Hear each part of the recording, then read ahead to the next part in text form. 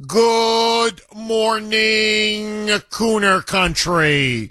Okay, what is happening 20 miles from where I live?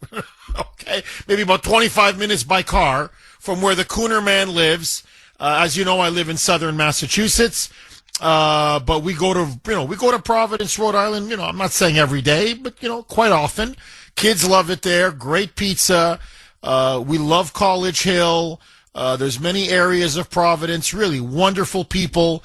But I got to tell you, I thought they were corrupt in Massachusetts. I really did. I thought the Democrat machine, nobody could be more incompetent. Nobody could be more corrupt. Nobody could be more bad. I think Massachusetts may have met their match.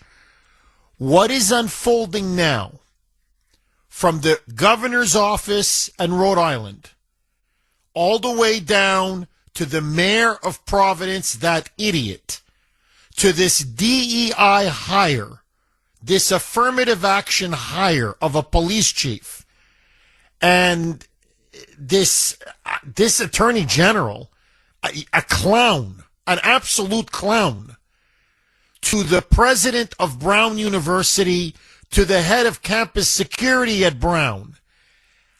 This is the Keystone Cops. You can't make this up. I was going to say the Three Stooges. The problem is there's 5 or 6 Stooges. I guess if you go governor, mayor, police chief, there's your Three Stooges. But then you've got that crazy, the attorney general who's just yelling at everybody because he doesn't know an answer to a single thing. All he does is yell and berate reporters. And then you've got the Brown University president, by the way, another DEI hire, Christina Paxson, who's yelling, shrieking, screaming, and she doesn't know anything. So I'm like, it can't be the Three Stooges, it's the 5 Stooges. Anyway, whatever it is, here is now the absolute latest. And let me just preface what I'm about to say now. And I'm really speaking honest to God from the heart, like I'm in the confessional, okay? I want this shooter caught.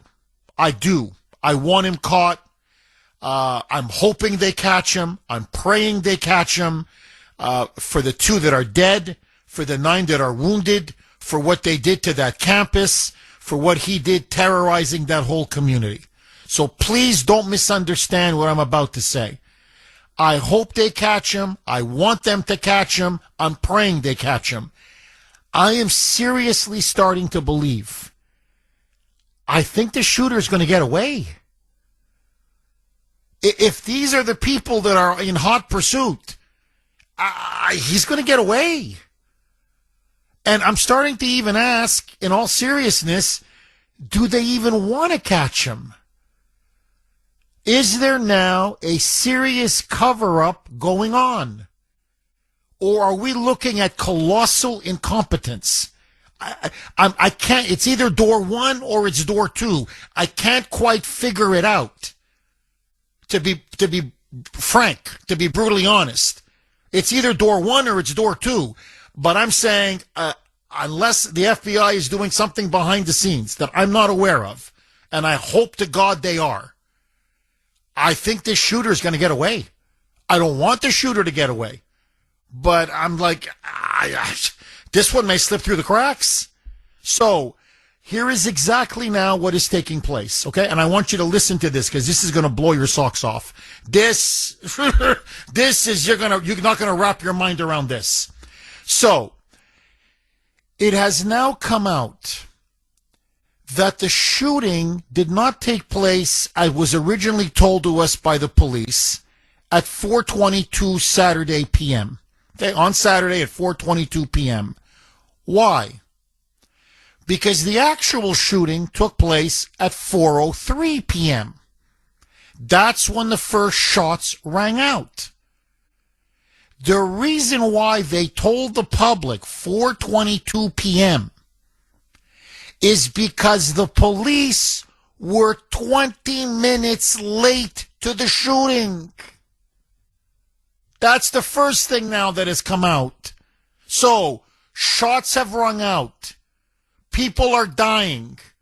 You've got students being wounded and maimed, blood everywhere, panic in the classroom, panic in the hallway, panic in classrooms down the hall. People are calling 911 furiously, saying, shooter, shooter, shooter. And it took the police 20 minutes to get there.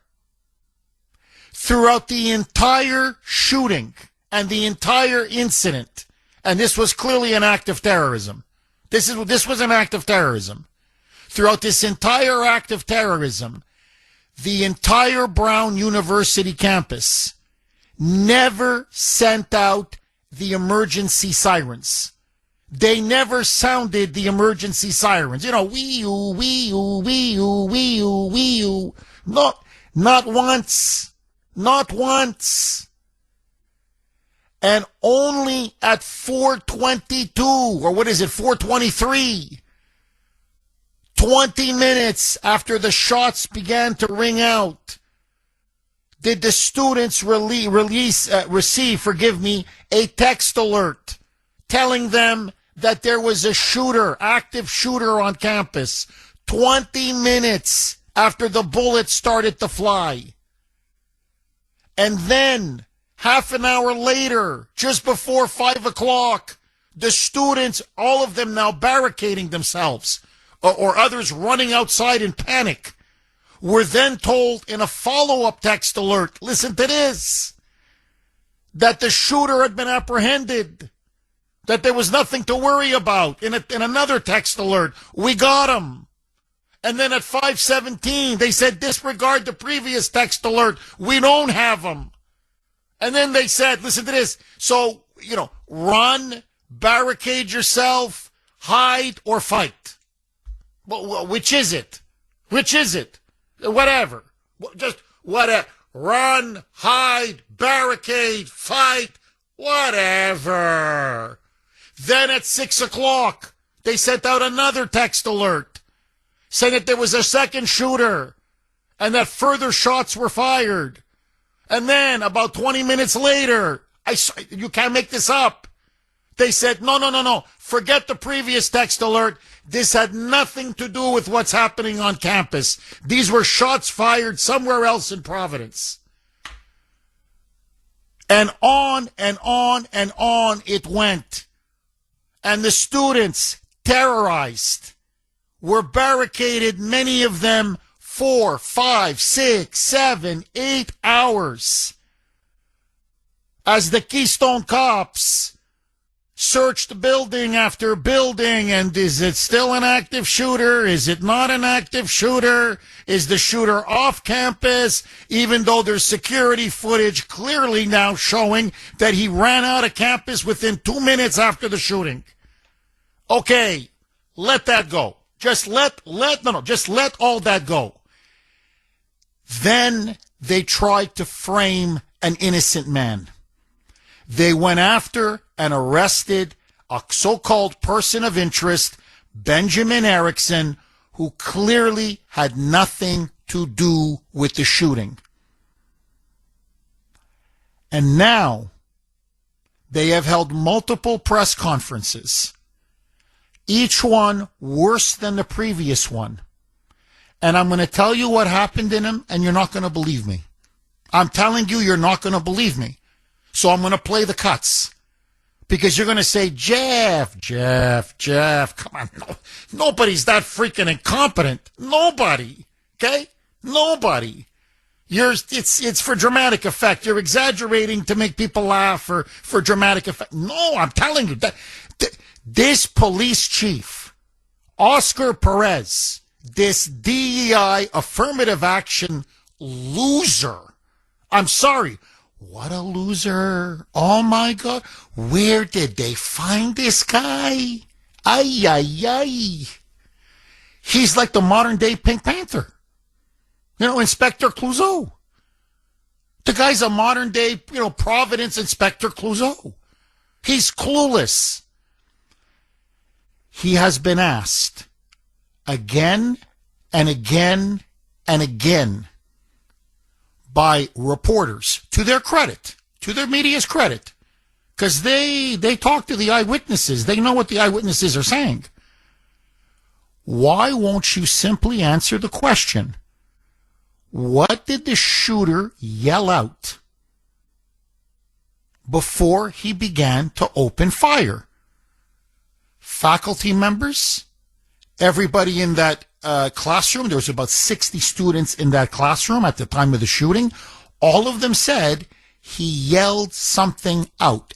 And many eyewitnesses say it was Allahu Akbar. There are multiple witnesses who say, we clearly heard it. It was Allahu Akbar. He refuses to answer the question. Okay, here it is, okay? Here's Providence's version of Inspector Clouseau. So here's the Pink Panther. So this is Oscar Perez Jr., police chief. By the way, DEI hire. I mean, they said he was a DEI hire. I mean, it's not even like, oh, come on, Jeff, you're taking a pot shot at the guy. No, really. They hired him. They said diversity, equity, inclusion. So the guy is an affirmative action hire, and you can tell. I mean, if you've been watching these press conferences, he is clueless. He's lost. He doesn't really understand what's being asked. He doesn't really, you can't quite understand what he's saying. I think half the time he doesn't really even know what he's saying himself.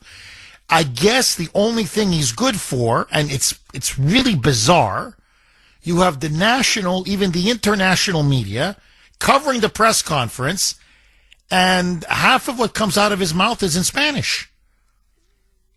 Just, he'll talk in English and give a non-answer, because that's all he gives is non-answers. And then he just starts ripping into Spanish. Really, he just starts riffing into Spanish. And he just goes on. And I'm like, I don't understand a word you're saying. Most of the reporters are like, what is he saying? We don't know what he's saying. No, I understand. He's also being asked questions in Spanish. But it's just, that's all. You just like, half his press conferences are in Spanish. I swear to you. So it's like, amigo. And then we're like, what are you saying? Like, I'm sorry, can we talk in a language that we all understand? But anyway, again, no, let that go. So, here it is. What did the shooter yell? Because everybody said he yelled something. Now, you've interviewed all the witnesses, and many of them have told you, Allahu Akbar. But they don't want to say that. So, what did the shooter yell? Listen now to this. Roll cut 11. Sorry, Mike, is this in English or in Spanish? Because he goes back and forth. Is this en anglais? We got him in English? Okay. Roll cut 11. Mike. There's a report the shooter yelled something right before his shot came in. Can you tell us what that was? Yeah, it's part of the investigation, Johnny Muptia.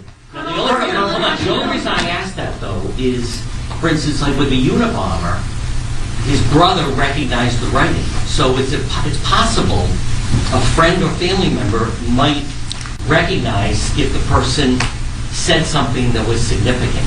Correct. So that's why you don't, other than the 9mm, is there anything else inside that auditorium that you would tell us? No, that's correct. And listen, like I said earlier, investigations will bring us to evidence that we need to collect in order to be able to prosecute. With that being said, we're going to continue to collect evidence, and if it leads us to something to that nature that's going to be extremely helpful for us to identify somebody, we'll be the first ones to put it out.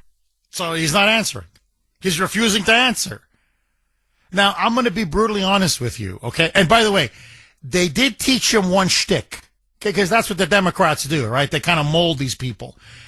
Just call the reporter by their first name. I don't know who this reporter was that asked him, some kind of a local reporter, but just call him John. John.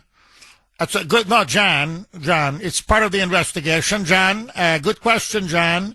And we're going to go where the evidence leads us, John. So, whatever. It's Ron, it's Mike, it's Tina, it's Jamie, it's, you know what, just, you know, so identify the reporter by their first name, like we're buddies, we're friends, and then just BS them. Then just cover up, just BS. Okay, so that's his technique. So, honestly, Sandy and I were talking about this off air. She's just as twisted in knots as I am. Is it complete incompetence? Or are they being told to cover this up and they're just so incompetent in their cover up? Or is it a little bit of both? I can't quite figure it out. Because on the one hand, I'm like, well, he's covering up. I mean, obviously, we all know what the guy said. And you've got so many witnesses that, you know, Allahu Akbar. You can't be clearer than this. But he's like, well, we have to look at all the evidence. We still have to talk to the witnesses. Hold on. Whoa. You mean to tell me you still haven't spoken to all the witnesses? Right, what are we now? On the fourth day of the shooting? After the shooting? How long does it take to interview witnesses? Like, are you people that incompetent? Anyway, now he's asked again because they're dumbstruck. The media's absolutely dumbstruck. So they ask him again. What did the person shout or yell, the mass shooter, before he started to gun people down? Here's Clouseau. Roll cut 11A. Mike. Alex. Follow up on John's question. Did the suspect yell, like has been reported in this, but some erroneous reporting, but did he yell when he came to the classroom? And how valuable have witness statements been from those who survived? Listen, my heart goes out to the victims. It goes out to the families. And I'll tell you that their cooperation has been extremely helpful. And that, with that being said, we'll continue, and I'm going to respect the fact that, and I hope that they get better, and my heart and soul goes out to them. So, did he yell though? so that's something that we're investigating. We took statements, and we have to confirm that. Sorry that you laugh or you cry. My heart goes out to everybody. No. What did he yell? Did he yell something? It's all part of the investigation. Tony, it's all part of the investigation, Tony. Brown University, especially the leadership at Brown, the Moonbat Mayor of Providence, Brett Smiley, this police chief, Oscar Perez, who I like to nickname Inspector Clouseau, Daniel McKee, where they found this guy, the Moonbat governor of Rhode Island, the attorney general who keeps yelling, screaming, shouting at the media whenever they ask a question. It's descended now into pandemonium. As Sandy said, it's becoming an absolute joke. These press conferences are sloppy. They're disorganized. They're disjointed. They're giving contradictory answers.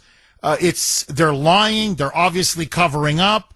So they don't want to answer the obvious question, what did the shooter say? And many eyewitnesses, have testified and said their testimony is that he yelled, Allahu Akbar. I mean, it's not just one or two. Many of them have said it.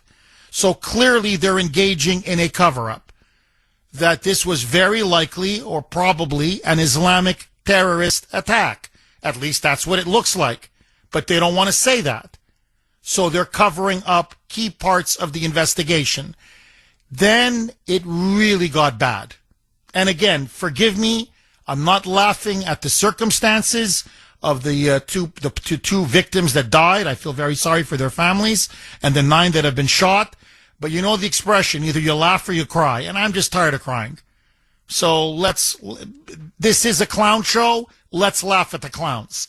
So they come out. It's a national press conference. Millions of people around the country are watching.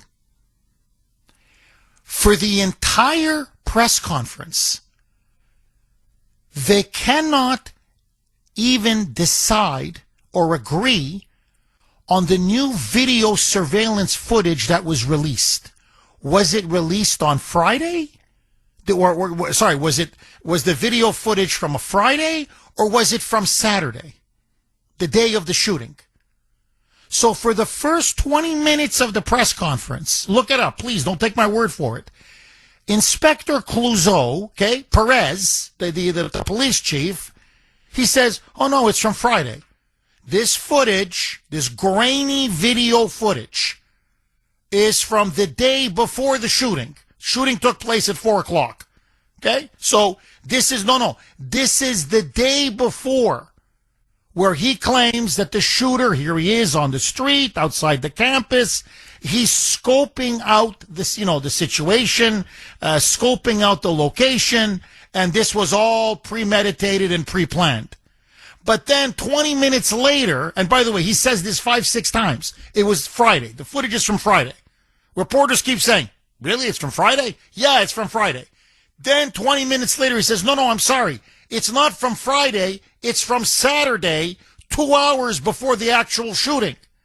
So then for about another 10 minutes, it's from Saturday, 2 hours before the shooting. But then at about the half-hour mark, you can look it up, we're back to Friday. It's from Friday. And then, it's Saturday. So literally the media starts saying, well, is it Friday? Is it Saturday? And then the Attorney General starts yelling. That's what they do. He starts yelling. And he says, as we said in our press release that we gave out to all of you, it's on Saturday. And the media's like, but he kept saying Friday. And he's supposed to be the police chief. Okay. They now released new video. And again, why were they keeping it for 4 days? We don't know. It's very grainy. And they keep saying, new information. And I'm looking at this and, it's a pudgy guy. Heavy set, stocky, he's got a belly. Actually, I think his belly's bigger than my belly. And 5'8", looks like 5'8". And that's it. All you see is the back. You just keep seeing the back. There's one shot of the front, but he's got a mask on. So you can't see anything from the face. And I'm like, this is not really very helpful. But it doesn't matter. They got the video footage, and now they release it. Listen now to Clouseau. Roll cut 12. This is the police chief, Oscar Perez. Roll cut 12, Mike. As you can see, there are enhanced photos. There's enhanced video footage.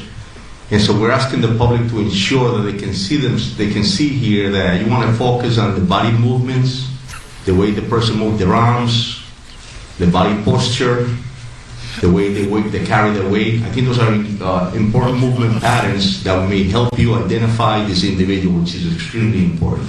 It's very important. I look at how he stands. Look at that belly. Do you know somebody with that kind of belly? Actually, yes, Jeff Kuhner. No, why'd you mention my name? For God's sake. They're going to investigate me. So, pathetic. Honestly, pathetic. Now, this one, you're not going to believe it. So they tell us that they now have the height and the weight of the individual. So it gives us a bit more of a picture. Okay, they don't have a face, they don't have any kind of an ID, but they do have the height and the weight. As I mentioned, it was 5'8". By the way, I still don't know the weight, but anyway, stocky, pudgy, the belly, the whole thing. And the media is like, well, could you give it to us? With millions of people watching, this police chief says, go to the website. And he gives out the website address. And the media is like, why don't you just tell us now? I mean, I don't know. What is he, 220 pounds? What is he, 5'8", 5'9", 5'10"? Could you just tell us? Just go to the website. That's it. That's all he says. Go to the website. You mean what? You don't know? You don't know. Listen now to Perez. Now, and I'm going to get to this because this is huge. He's now asking for people in their Teslas, in their cars, on the streets around Brown University, their homes, to go into their video surveillance footage and review it and then reach out to the police. Roll cut 12A, Mike. Another thing that we're going to ask the public is if you have any type of camera system, including Teslas, in your property. In this video that you just saw behind me, it all comes from the residential block of Waterman Avenue, Power, Ives, and Hope Street. And it's those residential areas that we're asking the public to look, if you have any camera systems or any Teslas, like I mentioned, that you look at that footage and that you can reach out to us and please provide us anything that you have. So basically, we have nothing. That's what he said. We have nothing. Can you please look in your own cameras and see if you can help us out? Because we can't solve the case. We need your help. Now, he even says this. Okay, here it is. Can you go back a week? You're kidding. Like Saturday's not good enough for you or Friday? No, can just go back to last week. Because we help. Could you please help us out? Roll cut 12B, Mike. A week to do that. And the reason for that is because on Saturday night, the day off, we actually learned that this individual was in that neighborhood at around 10:30 in the morning. We also know in this profession that many criminals will case out an area weeks and days prior. And so it's important for us to ensure that we can have you look at that and help us. And the reason for that is because our offices, our agents, are looking at terabytes of data. And we're looking for a moment that is shorter than somebody taking a breath. Well, you're going to look for a breath, and then through the breath, you're going to find the person? Now, look, let me state the obvious, okay? There are nearly 1,000 surveillance cameras on Brown University. Nearly 1,000. Why is the Providence Police, why are they relying upon the cameras and the surveillance video footage of neighbors on the street? 617-266-6868 is the number. Okay, another press conference, and I'm telling you, another disaster. So, it's now getting national attention. The story is national already, obviously. But now the story is becoming the utter incompetence. I mean, the screw-up of this entire investigation and the clowns that are involved in it. It's obvious now. It is very, very obvious, screamingly obvious, that the investigation of the mass shooting at Brown University in Providence, Rhode Island, is being run by people who are more concerned with DEI than they are with actually finding the real killer. And so, a few more clips. I promise I want to go to the blazing phone lines. So, you've got Inspector Clouseau, okay, a DEI hire, Oscar Perez. He won't answer basic questions. Asked repeatedly, could you give us the height? Could you give us the weight? Could you give us the build of the shooter? Go to the website. Did the shooter yell or scream anything? It's part of the investigation, refuses to answer, even though student after student after student after student say one after another, the person yelled, Allahu Akbar. So, having framed the wrong man, having no suspect whatsoever, having bungled the response time to the actual shooting, having now engaged in a blatant cover-up, there comes the other clown. This is Rhode Island's Attorney General. Where did they find this guy? Peter Nerona. Okay, I hope I'm pronouncing his last name correctly. Neronha. Nerona. Listen now to him. All he does is yell at reporters. To me, he's like Old Yeller. All this guy is, he just yells at reporters who ask the most obvious basic questions. Because it's obvious he doesn't have answers to anything. Is the investigation going well? It clearly isn't. It clearly isn't. The people of Providence say it isn't. People at Brown say it isn't. The students say it isn't. Rhode Island says it isn't. The whole country says it isn't. Even the left-wing liberal media says this thing is a cluster, you know what. It is a disaster. But listen to this Democrat hack. Here's Old Yeller. Roll cut 13. Mike. My perspective, I think the investigation in a case like this, which is a challenging one, is going really well. On the third floor of this building, there are dozens of agents, detectives, led by Providence Police, prosecutors from my office, working to put together, and what you're seeing is just a portion of what they're working on right now. So they are literally, because I have seen at least part of it, the shift changes late at night. I think Rhode Islanders should take confidence in their work. They are veterans of what they do. They're smart, they're professional, and they're getting the resources from the mayor and the governor that they need, the state police as well, to get this job done, and I'm confident they're going to be able to do that. All right, so there's an armed mass shooter free. I mean, let me just state the obvious. Okay?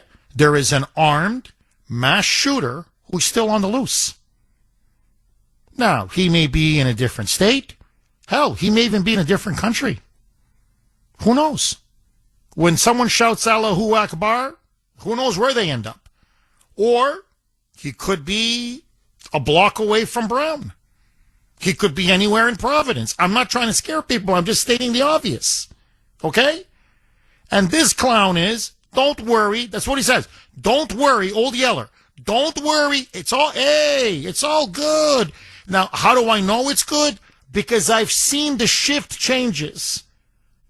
In other words, I think for these hacks in Rhode Island, you mean we got to work? No, I mean, come on, really? No, a full 8-hour shift? What are you crazy? What is this, slavery? What are you guys, crazy? The fact that they're actually doing multiple shifts for him, oh, hey, what else do you want from us? We're actually putting in the hours. Ay. Okay, here it comes. And then I'm going to go to the phones. Here it comes. If I said it, you wouldn't believe it. So, the FBI is releasing its own videos. Already saying, well, Jeff, I don't understand. Aren't they coordinating? Aren't they working together? So you have this guy, Oscar Perez, the police chief, and the mayor, and the AG, and the governor behind them, who, by the way, his face is red as a tomato. I have to ask the people of Rhode Island, Daniel McKee, is his face always that red? Or with the national spotlight and the pressure, is there a little bit of a drinky going on? I have to ask. Because I'm looking and he doesn't say very much, but you just see him in the background. I go, boy, his nose is red, his cheek. Like, is he on the sauce or is he just always got a red face? Anyway, let that go. The FBI releases their own video surveillance footage that they have. And unlike the ones that the police has, it's not grainy. It's actually very clear video. And not only is it very clear video, you actually get a pretty good sense of the person. You know, a much better visual, much better sense of the build of the body, the height of the person. You get a little bit of the face. There are just cracks, but you get something. All right? So you're getting something. So the reporter asks the obvious question to the Inspector Clouseau, the police chief Perez. Well, why is the FBI releasing different videos than you guys? Aren't you guys coordinating? And the police chief can't answer the question. And my suspicion, it's only suspicion, I don't think he even knew that the FBI had released their own videos. I think he was like, what? What did they just do? What? Because he's so clueless and he's so out of his league and out of his depth that I think he has no idea what the FBI has been doing. Anyway, it's just a theory, speculating, but here it is. Here it is. Roll cut 15. Mike. That the FBI and PD, according to what I'm looking online, it looks like they were releasing separate videos at separate times. Are you guys still coordinating, or how are things moving? We are. You're going to understand that there's a lot of people upstairs, as the general stated earlier, and we're trying to ensure that we do this right job and collect the evidence and that we need, and we want to make sure that everybody has especially you guys in the public. One thing I want to make sure that the community is safe, well informed, and stay confident in the work that we're doing. Okay, now he keeps saying that over and over. It's one talking point they gave him, that the community has to be safe and that they should be confident that we're doing everything we can. But you haven't answered the question. The FBI has just released different videos. Aren't you coordinating? And his answer is, you have to understand how big the job is. And you could tell the reporters are like, well, okay, yeah, it's an investigation. I mean, but you're not, you didn't know about the video? You could just, their faces, they're like, their jaws are practically dropping to the floor. So then another reporter asks a follow-up. Well, why aren't there any videos from inside the building where the actual shooting took place? In other words, forget even inside the building, outside the building, anywhere. How come there isn't a single video surveillance footage of the shooter on Brown University's campus? Inside the building where the massacre took place, outside the building, there are over 800 cameras, almost 1,000 cameras. And all you're releasing are some grainy footage taken from the homes of people who live on the street, okay? Residential homes on the street. You haven't released a single video footage of anything from inside the campus. Okay, anything from on the campus, whether it's outside or inside. So why is that? Here it is. Here it is. He doesn't know what to say. He doesn't know what to say. He goes into word salad mode. Here it is. Roll cut 16. Mike. In terms of cameras inside and outside the engineering building, are those working at all? And if so, why not release some of those videos? So the video that we showed you came from inside the building, and that's all we had at the moment. That's all we have at this moment. Correct. Inside the engineering building, though? I'm sorry? It's from the outside of the building. From the I'm sorry. outside, so do you have video from Yes. inside the engineering building? Both inside and outside. I'm sorry, just outside. That's all we have, not inside. No. I'm sorry, just outside. Are they going to be released anytime soon? The ones from inside the building? That was released already. That was the outside of the building. We released that. So okay, now we have a video from inside the building.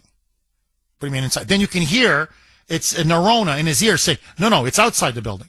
Okay, so both inside and outside. No, just outside. Okay, well, just outside the building. Inside, outside, nothing. So, because he doesn't know a freaking thing, he's making it up as he goes along. There's Old Yeller. So, there's Peter Nerona, and he jumps in right away. Roll cut 16A to try to clarify the situation. Roll cut 16A, a mic.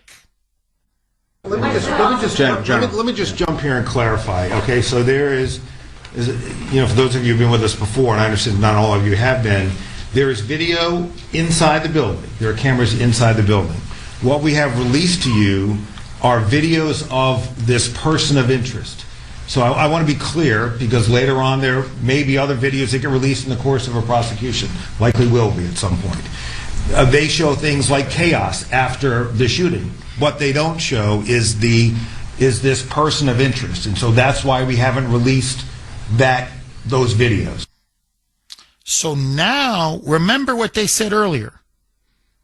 They said that there weren't cameras inside the building. That's what they initially said.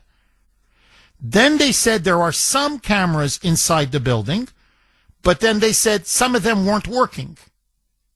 Then they said, they keep changing their story. Then they said, no.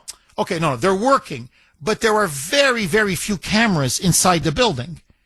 Now they're saying, I think, that there are cameras, video footage from inside the building, but they captured the chaos, I guess people running, fleeing, whatever, but they don't show the shooter. I don't believe him. First of all, you keep changing your story. You're a liar. I know you're a liar.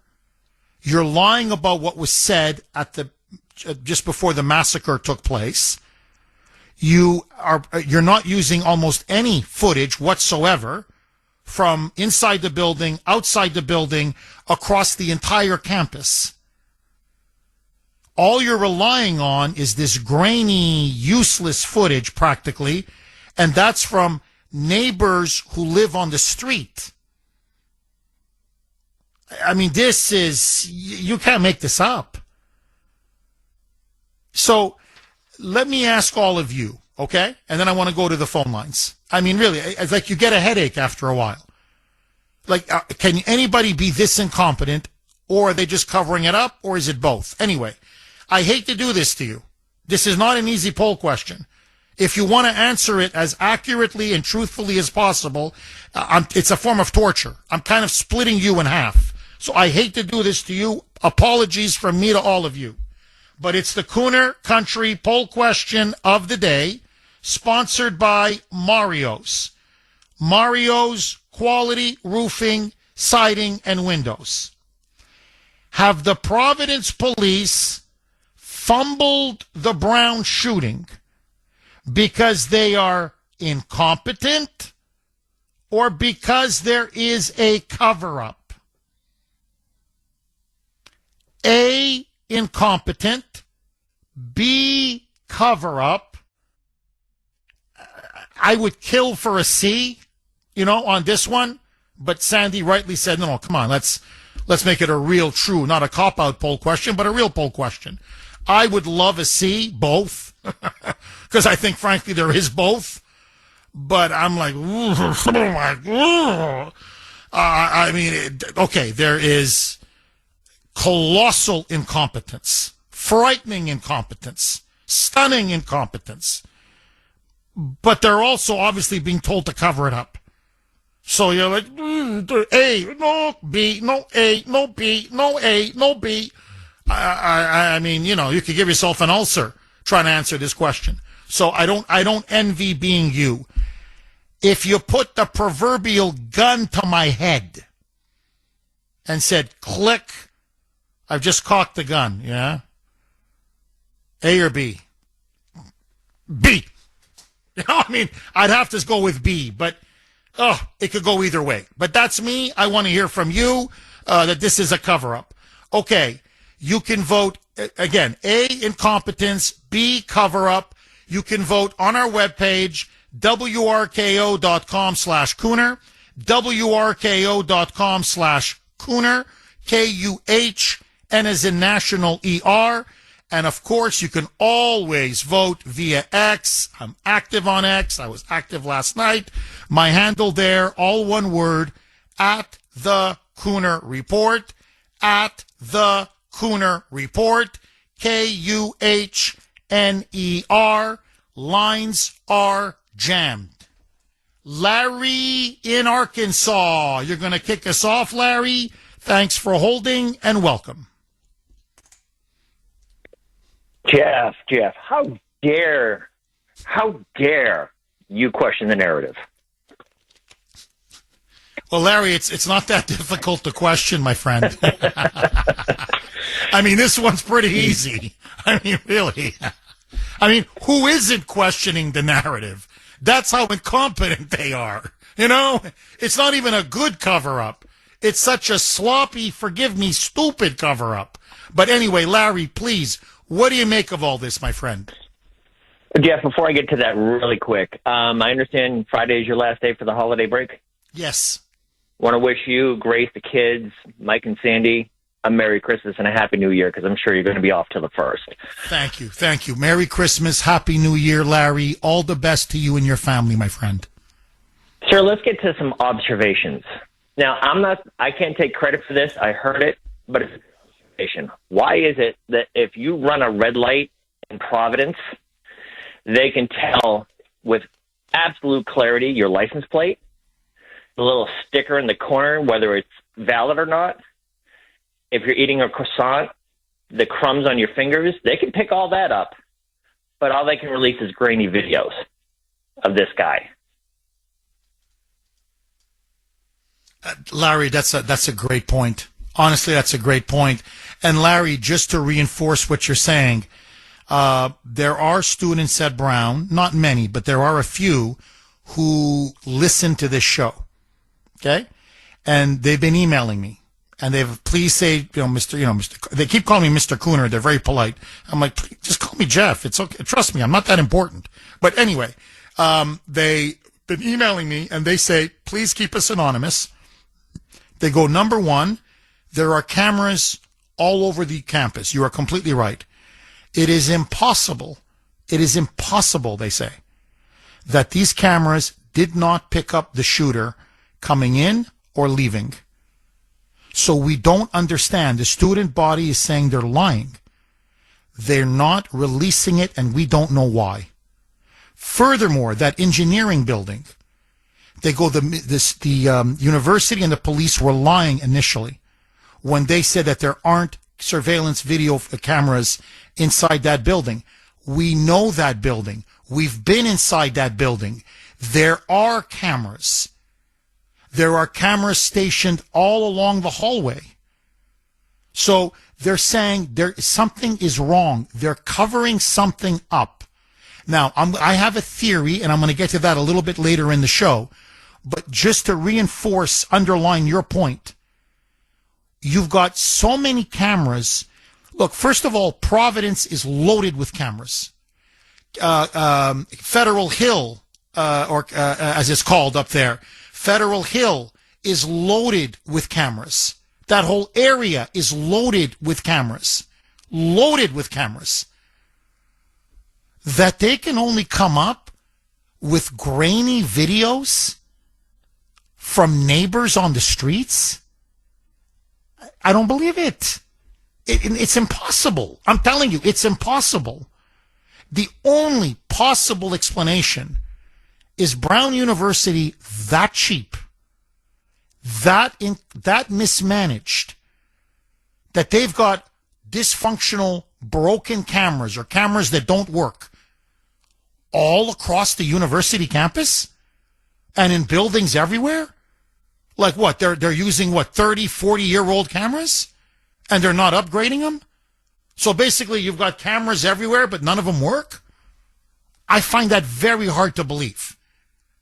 So either we're looking at gross mismanagement, shocking mismanagement, that I'm telling you is going to lead to massive lawsuits if it's true, or it's a cover-up. I mean, it's door one or door two, and either way, it's no good. Larry, please, what say you? Well, Jeff, here's another thing I observed. Now, I don't watch the news regularly, and me being down here, it's kind of out of the region. So if I'm wrong, please correct me. But do you remember the Parkman shooting in Florida? Yes. Students were bending over backwards to be the first on the news to describe what they saw or what they heard. How come we're not getting all these first-person students, survivors, giving detailed information on the news? That's a very, very good question. That's a very good question. Okay, my friends, I'm going to go right to your calls, but first, 7:20 Wednesday, you know what that means. Truth or troll? Take it away, Mike. And now, America's favorite game show, where you get to decide on the Kuhner Report. This is Truth or Troll. Today's entry for Truth or Troll comes from Vice President J.D. Vance at a press conference yesterday when he was asked about President Trump's chief of staff, Susie Wiles, calling him a conspiracy theorist in a Vanity Fair interview. Here's what J.D. had to say. the interviews that White House Chief of Staff Susie Wiles gave to Vanity Fair, in which she's quoted as referring to you as, excuse me, and again, not my words, sir, but a conspiracy theorist of a decade, and described your transformation from someone who once opposed President Trump to now his vice president as an act of political expediency. And I'd like to give you the chance to respond to that, sir. Well, first of all, if Susie, I'll trust what you said. I haven't looked at the article. I of course have heard about it. But conspiracy theorist, sometimes I am a conspiracy theorist, but I only believe in the conspiracy theories that are true. Yeah. And by the way, Susie and I have joked in private and in public about that for a long time. For example, I believed in the crazy conspiracy theory back in 2020 that it was stupid to mask 3-year-olds at the height of the COVID pandemic, that we should actually let them develop some language skills. J.D. Vance, the conspiracy theorist. So here's the question now. Is he telling the truth, or is he just trolling to protect Susie Wiles? No, I think he's telling the truth. I think a lot of her comments were taken out of context. Now, I don't think she should have given an interview with Vanity Fair. And I'm going to get to this if maybe later in the show or maybe tomorrow. Vanity Fair is a rabid, and I mean rabid, anti-Trump outlet. And she gave them multiple interviews over the entire year. She actually gave them access to the White House. To me, I was shocked. So that's why I called for her to be fired yesterday on X. I said she's got to go. Regardless of her comments about Trump, she said Trump had an alcoholic personality. She said JD was a conspiracy theorist and an opportunist. So the way they made it seem was she was bad-mouthing the administration. Now, to her credit, she said, no, hey, they took me out of context. No, this was a hit piece. Yeah, well, what did you expect? What did you expect? You give an interview to Vanity Fair. What, you think they're going to be fair? You think they're honestly going to play it straight and down the middle? Of course they're going to do a hit piece. It's like doing an interview with the New York Times or doing an interview with This is CNN. Their job is to destroy you and Trump and the administration. So why would you be so reckless and frankly naive to sit down and give them interview after interview after interview? That, to me, is the question that she needs to answer.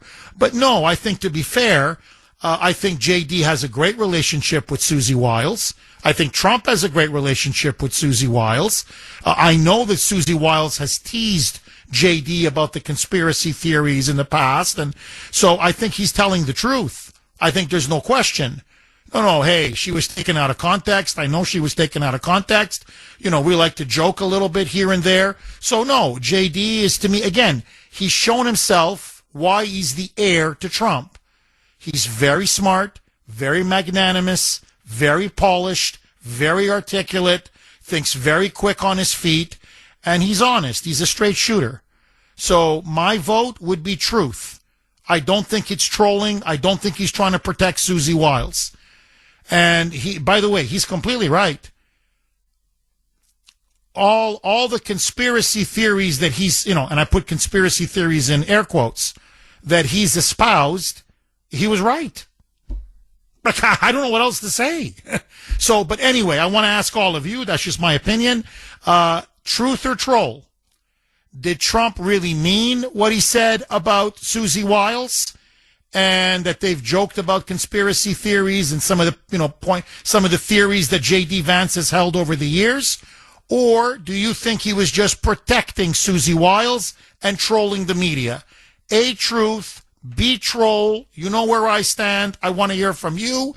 You can vote on our webpage, wrko.com/Kuhner, wrko.com/Kuhner, Kuhn as in national ER. You can also vote via X at the Kuhner Report, at the Kuhner Report. John in Plymouth. Thanks for holding, John, and welcome. Well, first of all, I want to say Merry Christmas. Merry Christmas. All the best to you and your family, John. To you as well. I got like 4 points here real quick. One, where's the campus police? Brown has a full-blown campus police department with a chief. You haven't heard a word. Two, Saturday, I believe, was a targeted hit. Now, I listened to another radio show, talk show. I'm sure you'll know who it is when I say what their qualifications are. They're ex-CIA, counter-terrorist program. And he said they posted the map. John, fascinating. John, can you just hang on? 7:32 on the great WRKO. Jeff Kuhner, Boston's Bulldozer. Okay, let's go right back to John in Plymouth. John, you were on an absolute roll. Number one, where was the campus police? Where is the leadership of the campus police? They've been nowhere to be seen. And then you were making a very good second point. Please pick up where you left off. So the talk show host I told you I was listening to, he was ex-CIA counter-terrorist department, whatever. He said, think about this. If this was just a regular school shooting, it would have been during the week where the population is the highest, and they would have just sprayed them. This was on a Saturday. It was a finals prep day. So he also said that there's cameras all over the campus, and he said, believe it or not, it's posted online where all the cameras are on every building on that campus. And the only place there wasn't a camera was on the back door of the engineering building. And he said, and that's where the shooter went in. The third point. Actually, the other third point would be nobody's talking about the MIT, the Jewish MIT nuclear scientist that was just shot dead in his home. What was it, last night? I mean, this is all conservative, Jewish. You know, this guy screamed Allahu Akbar when he went in. I mean, Jeff, I don't believe in coincidences. I just don't. And there's just too much here. There's too much happening for all of this to be coincidence. Well, John, look, let me just say this, because I could be sued. I mean, the show could be sued. So I just, because, unlike CNN, we can't just say whatever comes to our mind. So I just want to state for the record that the police in Brookline said that it was unrelated, that the shooting of this MIT professor, who apparently was a brilliant nuclear physicist, when I saw the story, I'm like, ay. I felt very, very bad for him and his family. They believe it's unrelated. May not be true. I don't know. But that's what they're saying. So that's number one. Number two, I think you're dead on. I think that this clearly was targeted. The shooter, this terrorist, did yell out Allahu Akbar, if you believe all the eyewitness testimony, and I do, and did target that classroom. Now, here's what I know for a fact. That class was taught by a Jewish professor, Rachel Friedberg. She, in fact, taught in Israel at Hebrew University for 4 years before joining the faculty at Brown. She also was part of the Judaic Studies program. So she's prominent in terms of her pro-Judaism and the fact that she is of, Jewish roots and Jewish faith and Jewish ancestry. So I don't believe that this is a coincidence. I don't. To me, what is now becoming clearer by the day is the first person that was shot and the first person that was killed was Ella Cook. Ella Cook is the vice president of Young Republicans at Brown. Now, there are very few conservatives and Republicans on Brown, at Brown University. In fact, John, so few, listen to this, that they are 0.001%. 0.8% of the population. Not 8% of the population. Not even 1% of the population. 0.8% of the population. In fact, Ella Cook was one of the few, about 20, open conservatives and Republicans on campus. In other words, everybody knew she was a Republican.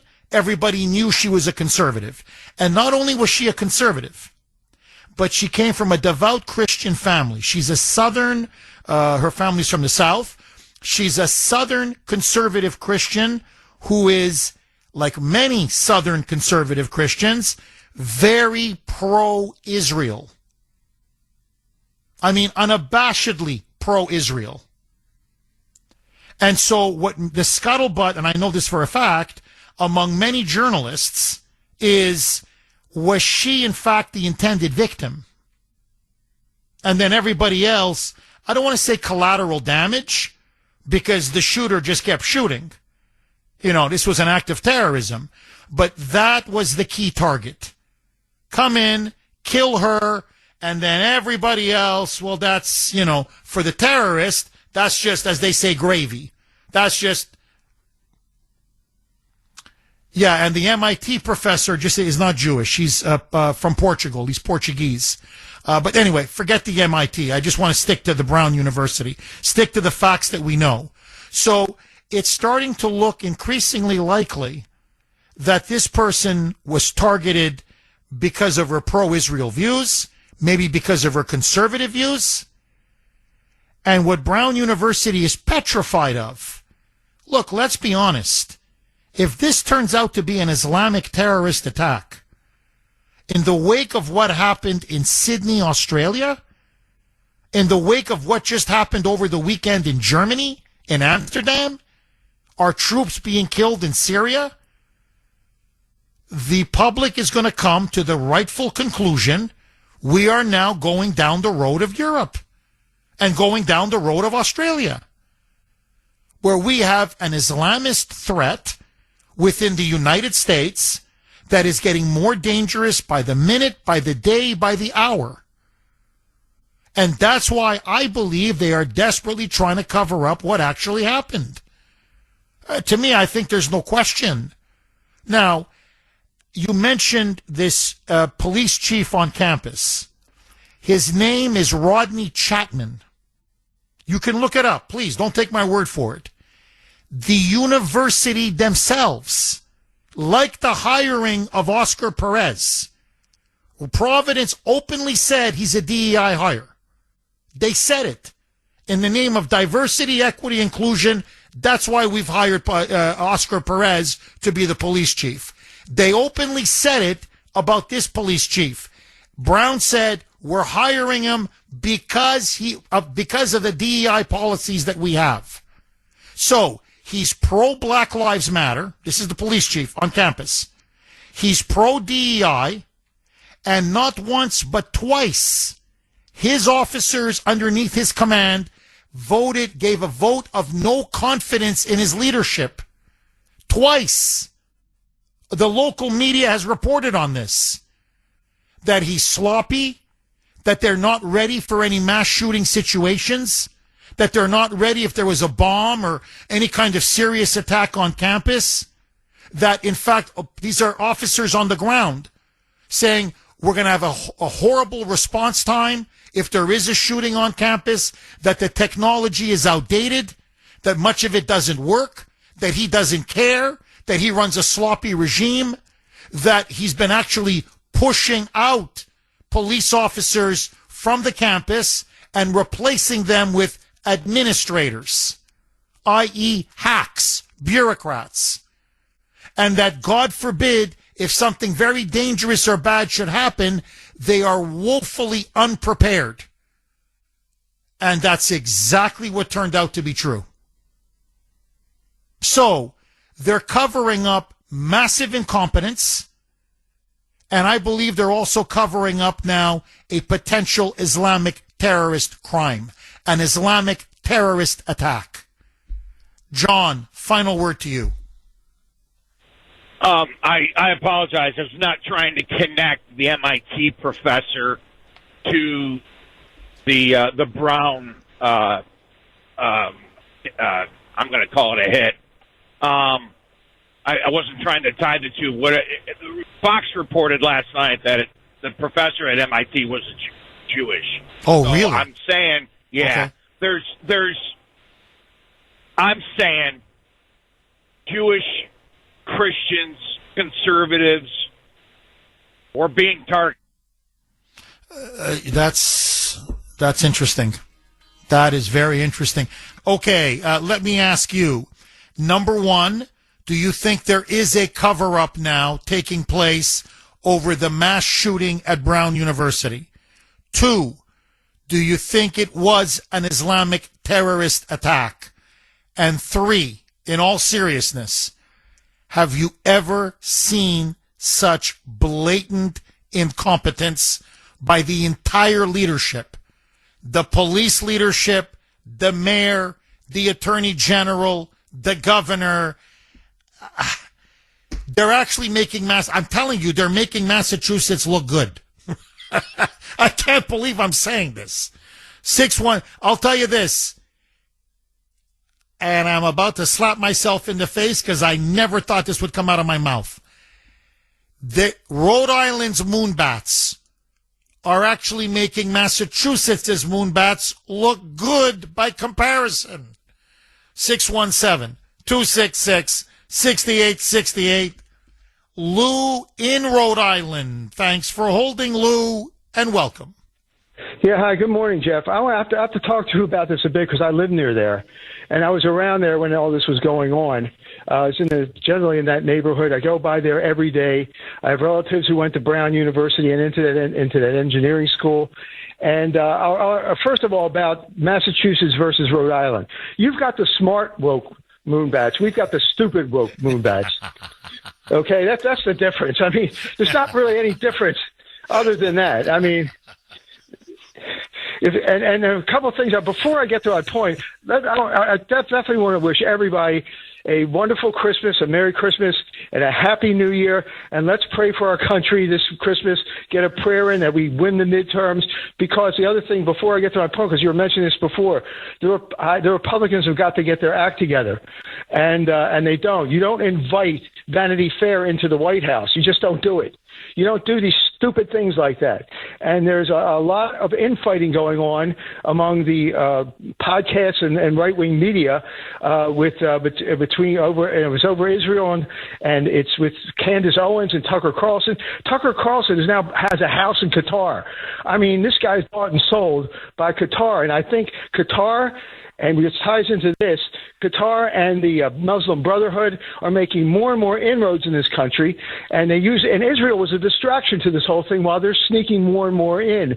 And I hope you do a couple shows on this before the end of the week, or even as soon as you get back, because the Qatari influence and Muslim Brother influence is huge in this country, especially on college campuses where they make huge donations and basically compromise. You're right. You're absolutely right about Qatar. And that's another question I'd like to look into. How much, I know Qatar is sending a lot of money to Harvard and Columbia and some of these other high-profile Ivy League schools. I want to know how much money they've been pumping into Brown. I just want to know. Is there a massive financial interest at stake for them to try to be covering up what's taking place? I have to ask that question now. Because I've never seen people less determined to find a mass shooter. I've never seen anything like this. And they're going in every single direction except the truth. So, again, look, Lou, I don't want to repeat myself, and I promise I'm going to come right back to you, and I'm going to give you all the time in the world. I've never been this conflicted about something in my entire life. Usually, let me tell you how it is. Usually it's a cover-up, and maybe, some incompetence. In other words, it's just not a very good cover-up. Or you go, no, look, they may be trying to cover this thing up, but man, are they incompetent. I mean, it's just, really, you're overreading it, you're overthinking it. These people are just stone cold stupid. I've never seen this. This is both. Like, this is blatant, obvious cover-up. So clear. But, I mean, you want to talk about the gang that can't shoot straight. And this is, forget Jeff Kuhner, I'm talking liberals. I'm talking the liberal media. I'm talking even the hacks. And you know this, Lou, better than I do. Those Democrat hacks in the local Providence media are saying they've never seen a more disorganized, disjointed, incompetent press conferences in their entire life. I mean, the person next to the next person, next to the next person, they're just contradicting each other right in front of the cameras. No, that was outside. No, I think that was inside. No, I don't think we have any footage. Really? I thought it was an inside footage. No, I think it was an outside footage. No, I don't think we have any footage. Like, I'm telling you, it's unbelievable. I've never seen anything like this. Lou, I'm telling you, this is what happens when your state is completely corrupt, when it's basically a mafia state, let's be honest, and the Democrats have zero opposition, and I mean nothing. I've never seen any. I mean, these people, I mean, this guy's a police chief? By the way, did you hear the latest? He's got a nephew who apparently he was very close to for a long time, who was just convicted of drug peddling and drug trafficking and has gotten 22 and a half years in federal prison. The police chief has a drug trafficking nephew. A big dealer, 22 years in prison. Where did they find this guy? That's what I want to know. 617-266-6868. Okay, let's go right back to Lou.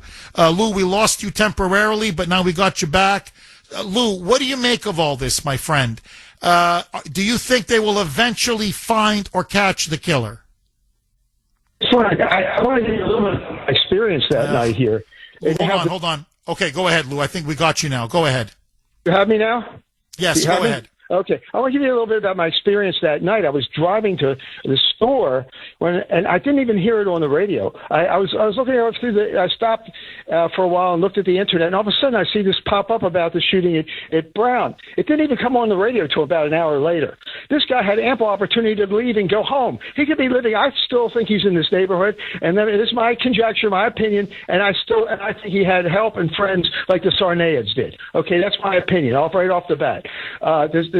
But it didn't come on. Then I'm listening hour after hour after hour. Usually if somebody robs a 7-Eleven or a convenience store or any kind of robbery, you know the description of the person right off the bat. Eyewitnesses say, oh, he's 5'8", 190 pounds, black hair, white skin, whatever. You know how they were dressed and all that kind of stuff. You know that right away. You can ask any police officer, that's what happens right away. And they put that right out there to try to get the guy. And then you may make a composite drawing of the guy if you don't have a video. He knew where to go. He came right out. I know the streets. He came right on Hope Street. He could have walked down Waterman Street and walked down another street or taken a bus, which do have cameras in them, taken a bus or taken a car, but he could even have just walked right home and maybe had somebody dispose of the gun and everything for him. I mean, he had that much time before anybody called him. They were all over the school. They thought he was still there. They knew he was walking away from the school. They knew he was walking away, and the incompetence. It's what I call political inbreeding.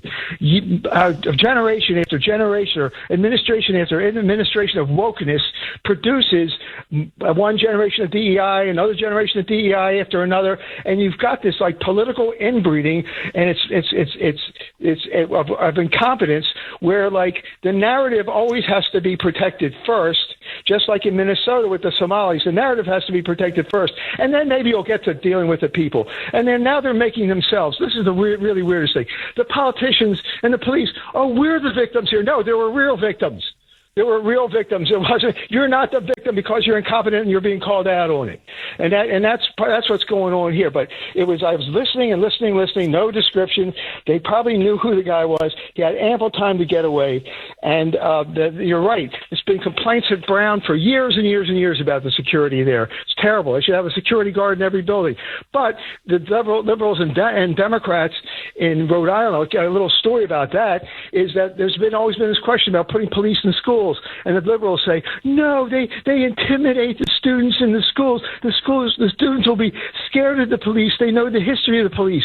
They won't even put a police officer in a school. I mean, this is how horrible it is. And then you got these guys, this Navarro. He's nothing but an arrogant bully. I mean, everybody knows that. He's just an arrogant bully, and he's an incompetent. And he's politically correct. No, everybody running for governor. You know what they're running for? They're running against Trump. They're not running to do anything good. They're running against Trump. That's how bad it is in Rhode Island. Oh, I know. It's a one-party state, and that's what happens when you have a one-party state, when you have one-party rule, when you don't have any kind of real opposition. You're right. It leads to political inbreeding. I think it's a very good phrase. This kind of arrogance, hubris, drunk on power, colossal, rampant incompetence. Frankly, borderline criminal incompetence. And that's what the country is now seeing. And it's honestly shocking. Lou, thank you very much for that call. Really good call. This is, every day that this person is not caught, every day that this shooter is out there, is making it less and less likely for them to eventually make an arrest. This person may actually get away with it. And you're seeing now videos being released. You have, cops rushing to the scene, and there's the perpetrator just walking by him on the sidewalk. Well, how come nobody ordered for streets to be barricaded? How come nobody ordered for neighborhoods to be closed off immediately after the shooting? I mean, this is like, mass shooting 101. How incompetent can you be? And, I go back to that clown state attorney general and that clown mayor and that clown police chief. And, they're asked point blank, repeatedly. But you've got over 800, almost 1,000 cameras on campus. How come you can't get any footage of him on campus? We don't know. It's part of the investigation. That's all they keep saying. It's part of the investigation. In other words, do you not want to find them? Or is the security that bad? Are the cameras that old, that dilapidated, and that outdated? So are you telling me you've got cameras everywhere that don't work? At a school that charges $70,000 to $100,000 a year tuition? That has an $8 billion endowment? And you can't even just keep up-to-date security cameras? I don't believe it. Honestly, I don't believe it. And you've got a police chief that is, by the way, the morale on campus police was so bad that they had police officers quitting. They don't want to work for this police chief. And you're right. It's a pro-Black Lives Matter campus. So they hate the police to begin with. These idiot students didn't want even any campus police. Well, okay. So, as we've been saying for years, if there's no police, what happens when a criminal shows up? In this case, a terrorist. What do you do then? Duh.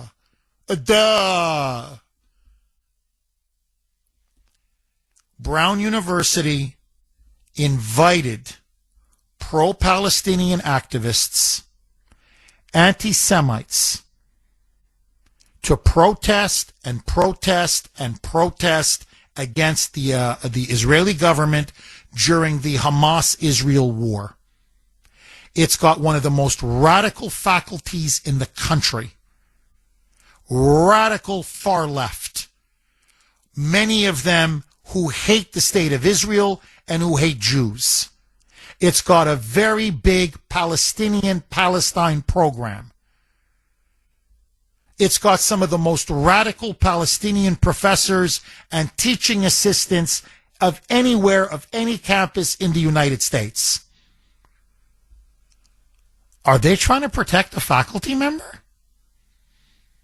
Are they trying to protect maybe a student on campus? In other words, you invited in these Islamist savages. And did you bring in someone who turned out to be a terrorist and it ended up slaughtering your students? Is the university president really afraid of that? Is that really what she's afraid of? And what the local woke leadership is? Look, I've got a picture right in front of me. There's no running from this. Of the mayor of Providence is an openly gay man. Okay, Brett Smiley. He apparently is married to his gay lover, who, by the way, is much older than Brett Smiley, but let that go. I've got a picture of his so-called husband at a pro-Palestinian march in Providence, at a protest, waving the Palestinian flag and saying, no justice, no peace. So, I have to ask the obvious question. Is the mayor morally compromised? Is there a moral conflict of interest? Your gay husband is a well-known fanatical pro-Palestinian activist who's always seen with the Palestinian flag and has been wink, wink, wink regarding Hamas. And there was an Islamic terrorist attack, allegedly now, that took place on Brown University campus. And the man shouted out, Allahu Akbar, and attacked a Jewish professor's class, and apparently the first victim was a pro-Israel conservative Christian and the leader of the Young Republicans on campus. Is it because you can't find the shooter, or is it because you don't want to find the shooter? 617-266-6868. Bruce in Woburn. Thanks for holding, Bruce, and welcome.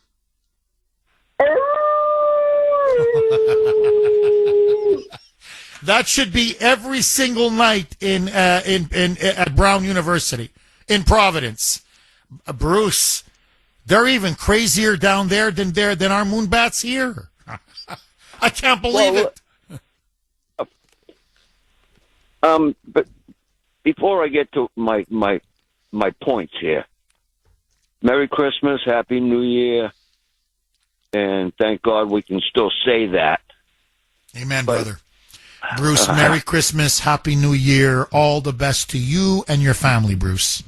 And you and your staff, you're the catch me out. Anyways, ho, ho, ho. That's one of the most corrupt states, even though it's the smallest state in the Union. It's one of the most corrupt states. I mean, it's just the whole thing stinks, Jeff. You got nothing but strip clubs all over the place down there. And what really upsets me is the police on the campus. Not even just besides the mayor and the governor, and they're all just a bunch of whack jobs. But it's just a shame that this reminds me a lot of the Charlie Kirk assassination. It was targeted, and there was this guy was assisted just like the Sanias were assisted. I really believe your previous caller he hit it spot on. But it's just, where's the spent shells that came out of the gun? They got to they can get DNA off that. I mean, then they know it's at 9 millimeters because obviously found the cases on the ground. Just thank God that he didn't have a long gun, but he would have had a hard time escaping like he escaped with a long gun. So this is all there was a lot of thinking going into this. He didn't just walk in there and shoot random people. Oh, Bruce, I agree with you. I completely agree with you. No, look, I think there's no question. The shooter, remember, the door was completely unlocked. The engineering building, which to me is unforgivable. The president of the university should lose her job on that alone. It's the middle of exams. You've got final classes taking place, final exams taking place. Everybody, the classrooms are packed, the library is packed. Everybody now is, this is crunch time. And you mean to tell me that you left the front door to a building completely and utterly unlocked in this day and age, where students or faculty don't need some kind of a pass or a card to scan or whatever, swipe or whatever to get in? Are you seriously telling me this? Now, she's very defensive. I'm going to play a cut of her coming back. In Brown University, you're right, is a completely gun-free zone. It's exactly what the liberals always want. Well, okay, you got your gun-free zone. So like in Australia, which is almost like a giant gun-free zone, okay, a few exceptions, but basically guns are banned. A few exceptions. And most of the people are law-abiding, decent people are utterly defenseless. And that person walked in, no security apparently whatsoever, and they were sitting ducks. They were just sitting ducks. So let me tell you, you've got a DEI campus university president. You've got a DEI police chief. You've got a DEI head of police on campus. 617-266-6868 is the number. Okay, listen now to the El Presidente, the president of Brown University, Christina Paxton, who is coming under immense criticism, not just from the media, not just from people who are, across the country who are sickened by the incompetence of what they're watching, but from donors at Brown, from many professors and administrators at Brown, and especially from the student body. Listen to her now. Very defensive. Roll cut 14, Mike. The primary point that I wanted to address before we get to questions is that Brown is deeply committed to the safety and security and well-being of our community. And I've been deeply saddened to see people questioning that. We understand that as time goes on, there is maybe a natural instinct to assign responsibility for a tragic event like this. Anxiety and fear is very natural, but the shooter is responsible. Horrific gun violence took the lives of these students and hospitalized others. And it's deeply sad and tragic that schools across the country are targets of violence. Brown is no exception. To me, I sense it, maybe I'm overreacting here, but the arrogant condescension in her voice, this liberal elitism that these Ivy League institutions in particular are so known for, where it's almost like, how dare you blame me? How dare you? This is the fault of the shooter and of gun violence, i.e., again, the guns. And it's happening on campuses all across the country. And sure, it's natural to want to scapegoat somebody. Like everybody is stupider than she is, more reactionary. We're all a bunch of Neanderthals. But don't blame me. I have nothing to do with this. Okay, so let me just, a couple of basic questions. Why was campus police? Why did they arrive? Why did they respond 20 minutes after the shooting began? 20 minutes. How come the emergency alert system, the emergency sirens, were never activated, ever, throughout the entire massacre, even after the massacre. No? Okay. How about the fact that the door was completely unlocked? No? How about the fact that there weren't cameras, allegedly, outside the door of the building? How come the cameras don't work on campus? I'm just going by what you're saying and the police are saying, if we're to believe them. How come the security was so lax and so incompetent? And you're telling me that there's no blame? Like, I'm sorry. If I'm a parent of a student, I'm sorry, think about this. What am I paying you $80,000 a year for? And that's just tuition. I'm not talking about food, room and board, blah, blah, books. You're looking at $120,000, $140,000 a year. Okay? So I'm paying you $80,000 a year for, I'm sorry, what? You mean you can't put a couple of cops, a couple of resource officers in a building? No. You can't lock the door? No. You can't have an alert system that actually works? No, you can't do that? Like you're that incompetent? You're that cheap? No, I'm sorry, what? You've got cameras that haven't been working according to you 10, 15, 20 years? So what, you can't fix, you can't change a camera? The text alert system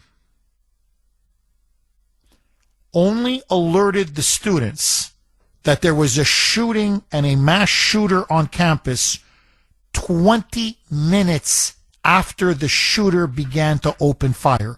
20 minutes. There was pandemonium everywhere.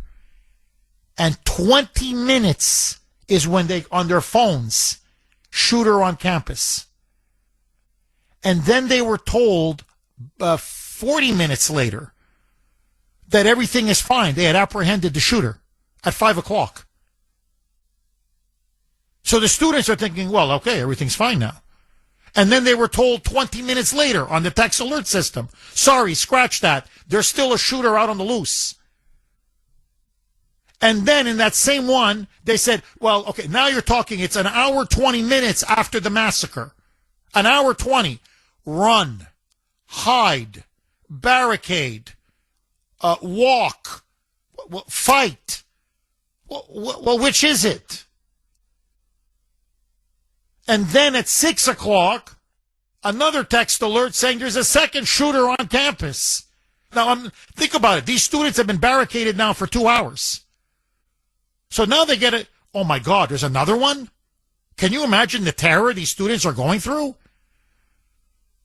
And then 20 minutes later, they go, no, this is almost 6:30 now. No, that was a shooting in Providence, a couple blocks away. Nothing to do with what happened on campus. And this, forgive me, this arrogant bee of a president, I can understand why some people are trying to scapegoat me, but this, I didn't pull the trigger. This is people's fear acting now. I'm so woke. I'm so smart. I'm a moonbat. Okay, I'm going to go right back. Lines are jammed. But first, one very quick text.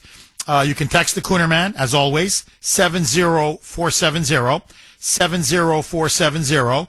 This is from 603. Jeff, have you seen the picture of the Providence mayor's quote-unquote husband? He's trans. Oh, I didn't know that. He's trans. And he's a rabid Free Palestine nut. Are we talking about now sympathy for the jihadist? Question mark? Well, that's the question I'm starting to ask. When I have seen pictures of him, and I see him with the Palestinian flag, apparently at protest after protest, and, with a placard or a sign, no justice, no peace. Which is, by the way, a call for violence. Or there's apparently another one of him, globalize the Intifada. Globalize the Intifada is what they did in Bondi Beach in Sydney. That's what globalize the Intifada means. It means killing people who happen to be Jewish or pro-Jewish. And that's the mayor's quote unquote husband? Ay. 617-266-6868. But no. According to the liberals and the moonbats, I'm the extremist. Okay, let's go to Harry in Bridgewater. Thanks for holding, Harry, and welcome. Good morning, Jeff. Hi. I think these officials are making the Keystone Cops look like an elite police force. I'm a retired cop and a private investigator, and this thing reeks of cover-up. They know who this person is, and they're just scrambling big time to try to keep it hidden, and they're failing miserably. So I think once they come out with the forensics and everything, they should have a much better idea of who this person is. But when you're dealing with people like this, the police chief, the mayor, and people like that, I mean, it's just nothing but a complete circle jerk. Harry, I got to ask you, what is the ultimate game plan if this is a cover-up? In other words, okay, we know who the person is. We're trying to protect that person for whatever reason. Do they just think, well, in a week or in 2 weeks or in 3 weeks, we can just run the clock out? Eventually, people will lose interest. Is that what they're hoping happens? No, I think they're just going to bide their time, and then they're suddenly, all of a sudden, out of the blue, this person's going to materialize, and they're going to say, oh, we're heroes. We found this guy. They're covering up their incompetence is what they're trying to do right now. And the way it sounds, I don't know. Keystone Cops look much better to me every day. Oh, interesting. Okay, no, I thought they were trying to cover up, the actual person who did it. You're saying, no, Jeff. Eventually they'll get him. They know who the person is. They're just trying to cover up their own tracks because this could have easily have been prevented, correct? Yes.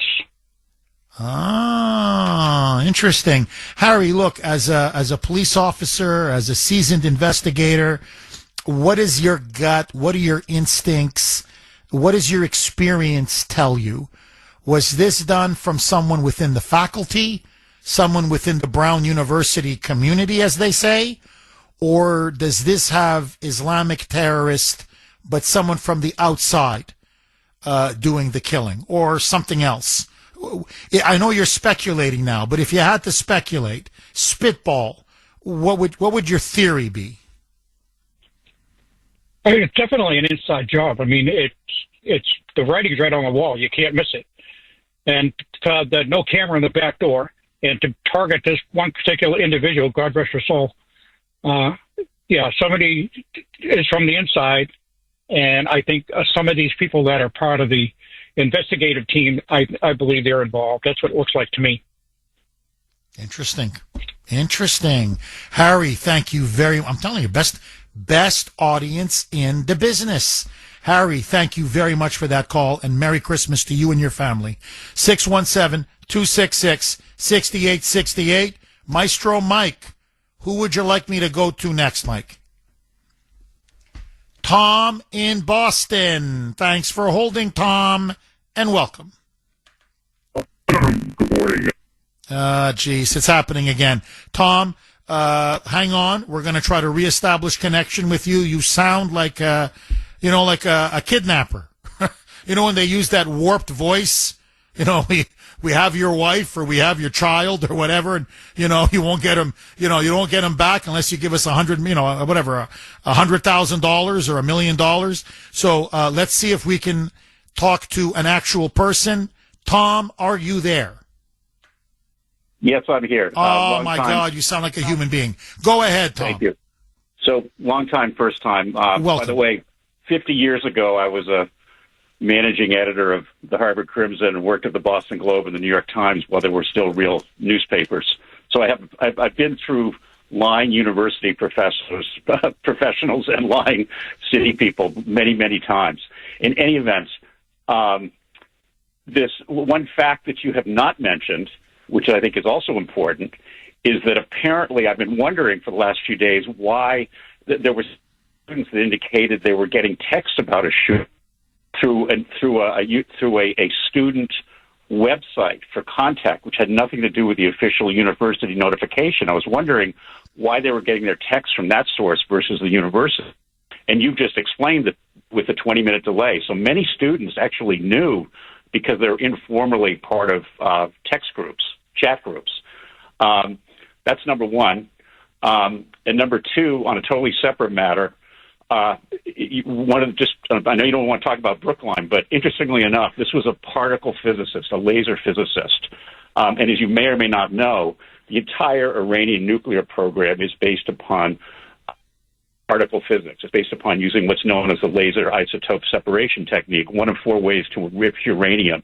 The reason I know all about this is my father actually invented it with Hans Bethe, who was a Nobel Prize winner and one of the key scientists down at during the Manhattan Project. So the fact that this physicist was a particle physicist, you might note, all of the Mossad assassinations in Tehran, the papers always call them a nuclear physicist. Actually, everyone assassinated is always a particle physicist. I think a very important distinction that most people would not be aware of. Oh, I wasn't saying. You just taught me something right now, Tom. Tom, so what, you think this may have been a Mossad hit? Is that what you're saying? No, I think it could. No, I think it could be. I think it's a hit by somebody. It's the least expensive way to enrich uranium is using laser isotope separation, and that means you have to be a particle physicist. So somebody had an incentive. I'm not saying it's Mossad. Somebody had an incentive to take out this particular physicist. No, I mean, Tom, I don't see. The thing is, look, I'm going to bare my soul to you now. One of the reasons why the show has lasted so long against all the odds, and I'm not bragging, I'm just stating a fact, we have such sky-high ratings, and there are streaming numbers. People listen to us, millions around the country and even around the world, is because, I'm not saying I always get it right. Sometimes you're a prisoner of information that you get, say, from the media or law enforcement, and it turns out to be false, say, within 24 or 48 hours of a shooting. But what I don't do, right, is I don't start making wild accusations or spread wild, crazy, unbased conspiracy theories. Okay, I don't do that. That's not my thing. So I don't like to say things that I really don't know there's any factual basis to it. What I am hearing a lot of, and I'm just going to put it out there, is this someone, in other words, are the 2 murders tied, or are the 2 shootings tied? Is this someone who's offing, let's say, a faculty member or an attempted offing of a faculty member, because she didn't show up at the study session. The TA ended up showing up, but she was a Jewish professor who ran the class. So is somebody there trying to go after either Jewish professors or pro-Israel professors? You know, whether it be at Brown or now whether at MIT. That's the scuttlebutt. That's what many people are saying. That's what they believe could possibly be the connection. As a former investigative reporter and editor, is this something you would be examining and looking into? Do you think it should be looked into? Look, I'm far from a conspiracy theorist, and I hope you understood. I didn't go there. All I said was that this gentleman, sadly now assassinated, would have been highly talented at laser isotope separation, which is the premier mechanism by which the Iranians are enriching uranium. That is a fact. And therefore, it's just... Yeah, it would be a target. Yeah, if you want, yeah, it would be a prime target. 617-266-6868 is the number. Rick in Raynham. Thanks for holding, Rick. And welcome. Sorry, I'm battling a bit of a cold. My apologies. Go ahead, Rick. Hi, Jeff. Good morning. Good morning. I just watched that film last night that they released with the people him walking in the neighborhood. And one thing just popped into my head right away when I saw it. He's going around for hours without the bag. All of a sudden, they have a video of him coming from a direction with the black bag. Why didn't they go back to the house where they got that film and go backwards to find out where he got the bag? They may have come up with his car. And if the Providence PD has plate readers and their cruisers, go to the time that he would have been by that car, and maybe they read the plate on his car. There's just so many. It's the worst investigation I've ever seen in my life, and I was a police officer for a long time. Do you think this is deliberate, or are we just dealing with people who really are clueless fools? In other words, you hire enough hacks, enough DEI people, this is what you get. You get essentially a clown show. Is it incompetence or is it a cover-up? What do you think? Could be both, I think myself. And, with if all the police officers that are allegedly on the investigation, who couldn't have seen what I saw? That black bag is important. There's information back where that came from, because he went around for hours without it. Oh, I agree with you. No, look, this thing stinks. It smells, and everybody can tell it stinks and smells. Even the students, and I'm not trying to put down the students, but, they're not you. They're not, police officer, seasoned investigator, years and years of experience on the job. They're just kids, essentially. And they're like asking the most basic questions because it's been a disaster from beginning to end. Rick, thank you very much for that call. I really appreciate it. Here's a student, just an ordinary brown student, asking an obvious question. Listen to this. Roll cut 21. Mike. When the shooting happened, it took 4 hours to get even a single video of the perpetrator released. And the fact that we're in such a surveillance state, but that wasn't used correctly at all is just so deeply frustrating. Yeah. I mean, it's, in other words, there's cameras everywhere. You look left, you look right, you look up, you look up, you look down. Everywhere you look, there's a freaking camera. Especially A, in Providence, and B, it's really true at Brown University. And it took 4 hours after the massacre to get any kind, and it's all grainy video, it's garbage video, to get any kind of video of the gunman? Well, like, how incompetent can you be? Now, I don't mean to make your blood boil, but you gotta hear this. You gotta hear this. The university president, okay, Christine Paxson, as I said, another DEI hire, was asked by a reporter at a press conference recently. Listen to this. Do you believe Brown University had the right precautions in place? Her answer, quote unquote, I do. What? You had the right precautions in place? You had no precautions in place. And by the way, she makes $3.2 million a year. $3.2 million a year. Boy, I'm in the wrong line of work. Let me just tell you, I could do this. I could lie right through my teeth. I could be clueless. Jeff, person just walked in, unlocked door, cameras everywhere. According to you, none of them work. Walked right on in. Campus police, nowhere to be seen. The text alert system failed. The emergency sirens failed. Everything failed. Classroom gets shot up. You think there were enough security precautions? Like, you think they were the right ones were in place? Yes. $61,000 a week. Cha-ching. Thanks. Next question. I could do the job. I could do it. 617-266 6868. Okay. The other thing, just very quick, because it's so much more is now coming in. Apparently now, many students are now complaining that there are several professors at Brown that were not just rabidly pro-Palestinian and pro-Hamas, but that some of them were actually brought in from the Palestinian territories, and that they had known links to Palestinian terrorists back in the old country. And that what the students are saying is that essentially Brown University was is an $8 billion terror supporting network that poses as a campus. That's how many Palestinians they had teaching there. That's how many pro-Palestinians they had teaching there.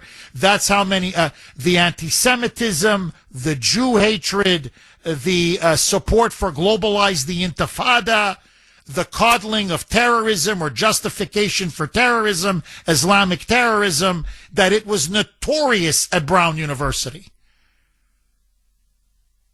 And still, and maybe this explains why, they still are not telling us why.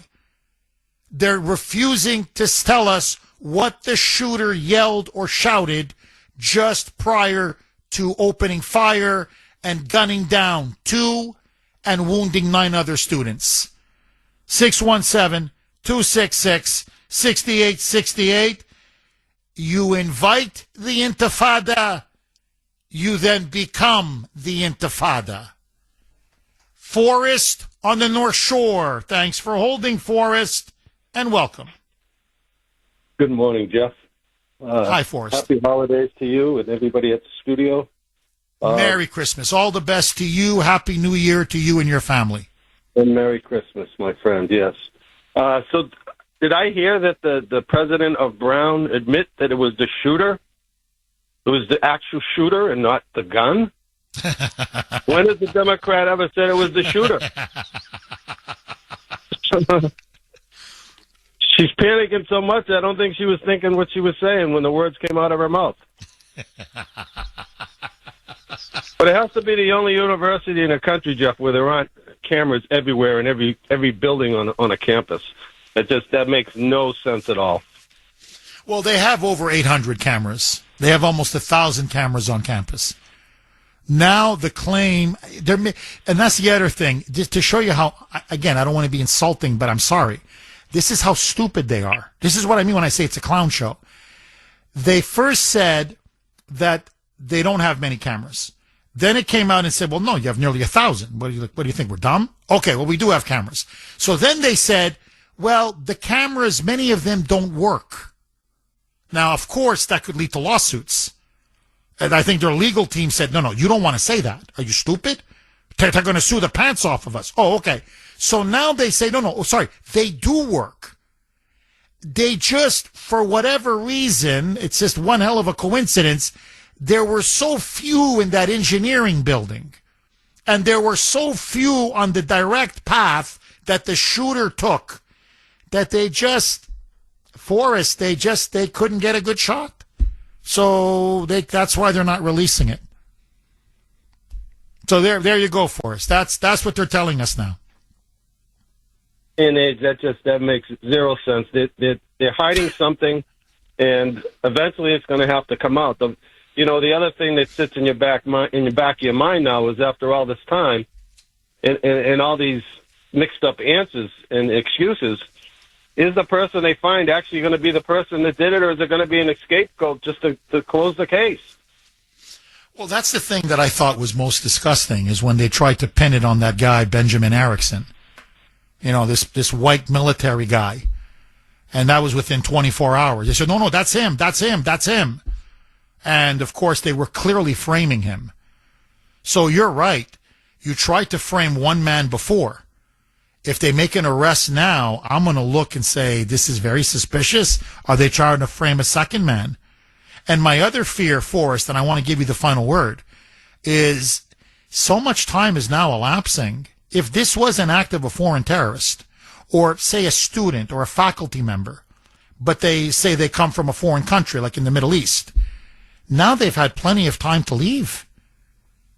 So they could escape. They could literally return to whatever. I'm just going to, the Palestinian territories. Let me just make a place up, or Egypt or Syria or wherever they're from. And nothing. We won't be able to catch them. We won't be able to catch them. So this person could slip through the cracks. The more this goes on, the more the likelihood is that this person will escape. I mean, Forrest, am I wrong? Totally agree. You can't challenge that at all. And you would think that with the technology the FBI has, with satellites and phones and all these other things, that they did it, down in Washington, they claimed people were there through phone use and so on and so forth. You got satellites that can see an ant walking on the ground. I just don't understand it.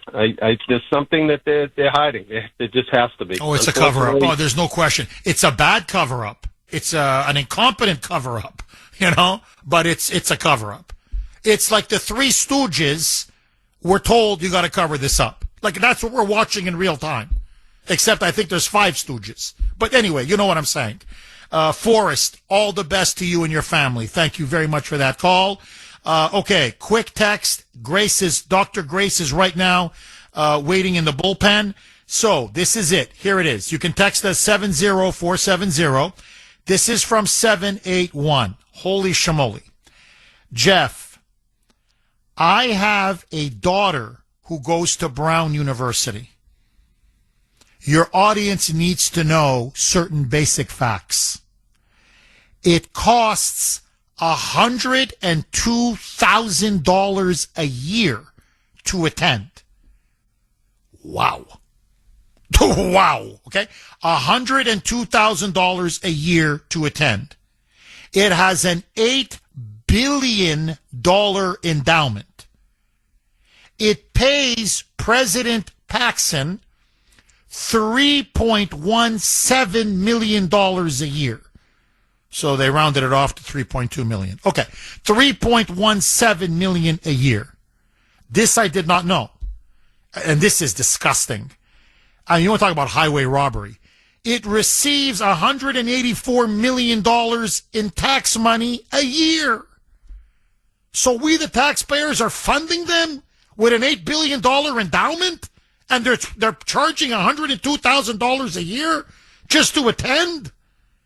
But the only reward offered to catch the shooter is $50,000 from the FBI. It's not even from Brown. It's from the FBI, $50K. Oh, man. I mean, you really want to get him, huh? I can see that. Boy, you guys are itching to get him down there at Brown. All right, joining me now, as she always does at this time, Dr. Grace, putting liberals in their place. Grace Voto, full disclosure, my better half, my wonderful wife, and yes, I definitely married up.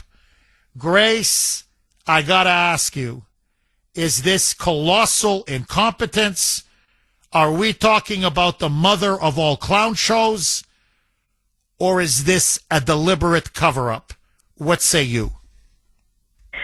Well, Jeff, I think that the incompetence is just so stark. I mean, what they have failed to do, which other police departments would have done right away, is staggering.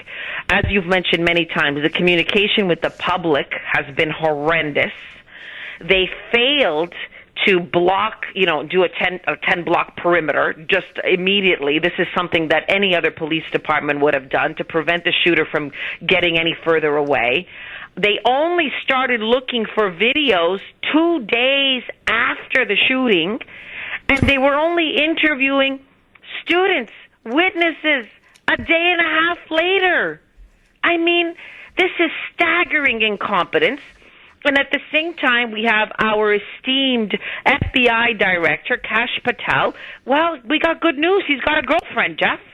And he's doing podcast interviews with her. No, I've noticed that. He's been doing a lot of podcasts lately, and he's getting a lot of criticism for that. We've got a shooter on the loose. We've got all kinds of deep state criminals that still haven't been arrested, and on and on. But he's doing podcasts with his girlfriend, our esteemed FBI director. Why do we know that he has a girlfriend? Like, why do we know this? I don't care about his private life. Well, he's very proud of her. He finds her very attractive. She's much younger than him. Correct me if I'm wrong. Isn't she like almost 20 years younger? She's a country music star or something. Anyway, he's very proud of her, and, you know, he's in love. And he wants everybody to know that he's in love. So he's doing podcasts about her and with her while all this is going place. And by the way, great, not to cut you off. And by the way, just to remind everybody, there's an armed, dangerous mass shooter on the loose. I'm just saying. But you're on a roll. Keep going. Jeff, you actually took the words right out of my mouth. We have been told this guy is still a threat, right? There is a $50,000 reward for anybody that has information because it is urgent that we catch this guy. And Kash Patel, well, he had enough time to tweet, "We have a person of interest in custody, la, la, la." You know, he's somebody that likes to, like, act the part. You know, I'm the FBI director here. Let me do what they do in the movies. Let me make it seem like I'm doing my job. And all the time, he's just gaga for this girlfriend. I mean, for God's sakes, this is serious. We have 2 young people that were killed, 9 others injured, and the rest of the student body terrorized. You know, we're talking about some of these kids are going to be traumatized for years to come, dealing with PTSD and who knows what, even those that weren't actually injured. This is serious stuff, and I don't see the level of seriousness, urgency, or competence that is required. And what's extremely upsetting, Jeff, is, again, an unsecured door. Come on. I mean, it's one thing to have a big discussion about gun violence in this society. Fine. You can have, you know, a discussion about that. But about doors not being secured, we're well beyond that. That's completely unacceptable. And limited cameras? I mean, you mentioned the statistics. Parents are paying $102,000 a year, and we have cameras everywhere, but we don't have cameras where we can see the guy's face, a clear shot of him. But we have cameras of the children, of these teens, these young adults being victimized, being killed, being shot at, but we don't have enough cameras to get a clear view of the perpetrator. This is completely unacceptable. Grace, do you believe, obviously, to me, when you commit an act of a mass shooting like this, it's an act of terrorism as far as I'm concerned. But was this an Islamic terrorist attack? Was this a deliberate, targeted terrorist attack in your view? You have students, one after another, saying they heard him explicitly shout, "Allahu Akbar," and then began to empty his gun. Yet when the police chief is pressed, he refuses to answer the question. He just says it's part of the investigation. The state attorney general refuses to answer the question. The mayor, that crazy moonbat, refuses to answer the question. In your view, are we staring at an act of Islamic terror? And is this why the moonbats in Providence and in Rhode Island, who don't want this narrative to go out because it destroys everything they claim to believe in, that Islam is a religion of peace and that there is no problem, and it doesn't matter how many of these Muslims you import or you actively encourage them protesting on campuses, that they are peaceful and will never do anything wrong. Multiculturalism is great. Diversity is great. It's only the right wing that engages in acts like this, only MAGA. So are we looking now at an act of Islamic terror that they're desperately trying to cover up, or do you think there's something else? Well, Jeff, you know what? At this point, I want to wait to allow all the facts to come forward. But I would want them to answer the question. Answer the question, confirm these reports. officially from them. They should be telling us. Have some students heard that or not? I want official statements on it, not just that we're hearing it outside of the police department investigation. Tell us, is this one of the avenues that you're asking questions about? Because this is important for the public to know. Is this on the table? Are these comments credible by these witnesses? They should be able to answer that. So I still see it as overwhelming just incompetence. And what usually happens when there's early signs of incompetence, then there's a cover-up to cover up the incompetence because people will be fired soon afterwards. So the cover-up often when we're seeing such massive failures is to save people's jobs at a minimum. That adds to the confusion and the suspicion. Grace, 30 seconds. You go to Rhode Island quite a bit. Obviously, we live in Massachusetts. It's almost a yes or a no answer. Who's crazier? The moonbats in Rhode Island or the moonbats in Massachusetts? I still think the Massachusetts moonbats take the cake. Really? They take the Even cake. after all what we're seeing now in Providence and at Brown? Really? Okay. Well, on this one, because I agreed with you throughout the entire hit today, but on this last final point, we agree to disagree. 617-266-6868 is the number. I just want to work at Brown. That's what I was telling Mike and Sandy while we were off air. No, that's all I want to do. I just, forget the 3.17. I'll just take $3 million. Forget the 1.7. And you have to have no qualifications. Check. Could be completely incompetent. I could do that. Check. And then whatever the question is asked, you have to only do two things. Always call the reporter by their first name, whatever, Tina, Jack, Joe, whatever, Sally, whatever. I can do that. And just say it's all part of the investigation. Tina, great question. Great question. It's part of the ongoing investigation. But I appreciate it. Next. Yeah, Tony, yeah. Yeah. That's also, it's all part of the ongoing investigation. Yeah. Thank you, Tony. Yeah. Next. And cha-ching, you just collect that $3 million. What a way to make a living. Okay. You can text the Kuhner Man, 70470, 70470. Two of them are from 401. Jeff, I am a longtime resident of Rhode Island. In fact, I live in Providence, very close to Brown University. Let me tell you what is an open secret here. Brown U runs Providence. And the Boston president, the woman you've been talking about, Christina Paxton, yes, Mrs. $3.2 million a year, is rabidly anti-police. Interesting. I'm not surprised about being anti-police, but Brown U apparently runs Providence. So that's why all these local officials and going all the way up to the governor are obviously coddling and protecting and shielding Brown. It's all starting to make sense. Okay, this is one more. It is from 401, and this is what the person says.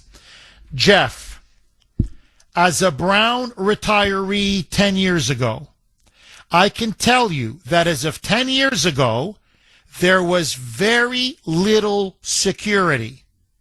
The only buildings I know that had a swipe machine were the libraries and the gyms. And the reason wasn't even for security. The reason was because they didn't want outsiders to use their exclusive facilities. Secondly, there are many homeless people walking around the campus streets, panhandling for money.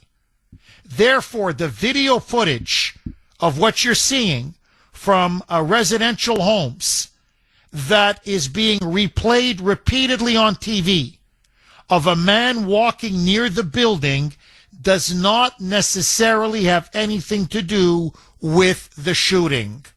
Interesting. I'll be honest, 401, and I defer to you because you obviously have worked there, you live there, so I defer to you completely. I've been to Brown a couple times. As I said, I brought my sister-in-law and my niece there one time, showed them around campus. I saw a few homeless people panhandling. I didn't see that many. I saw a few, but not that many. But it could have just been the day, the weather, who knows. But that's interesting to know.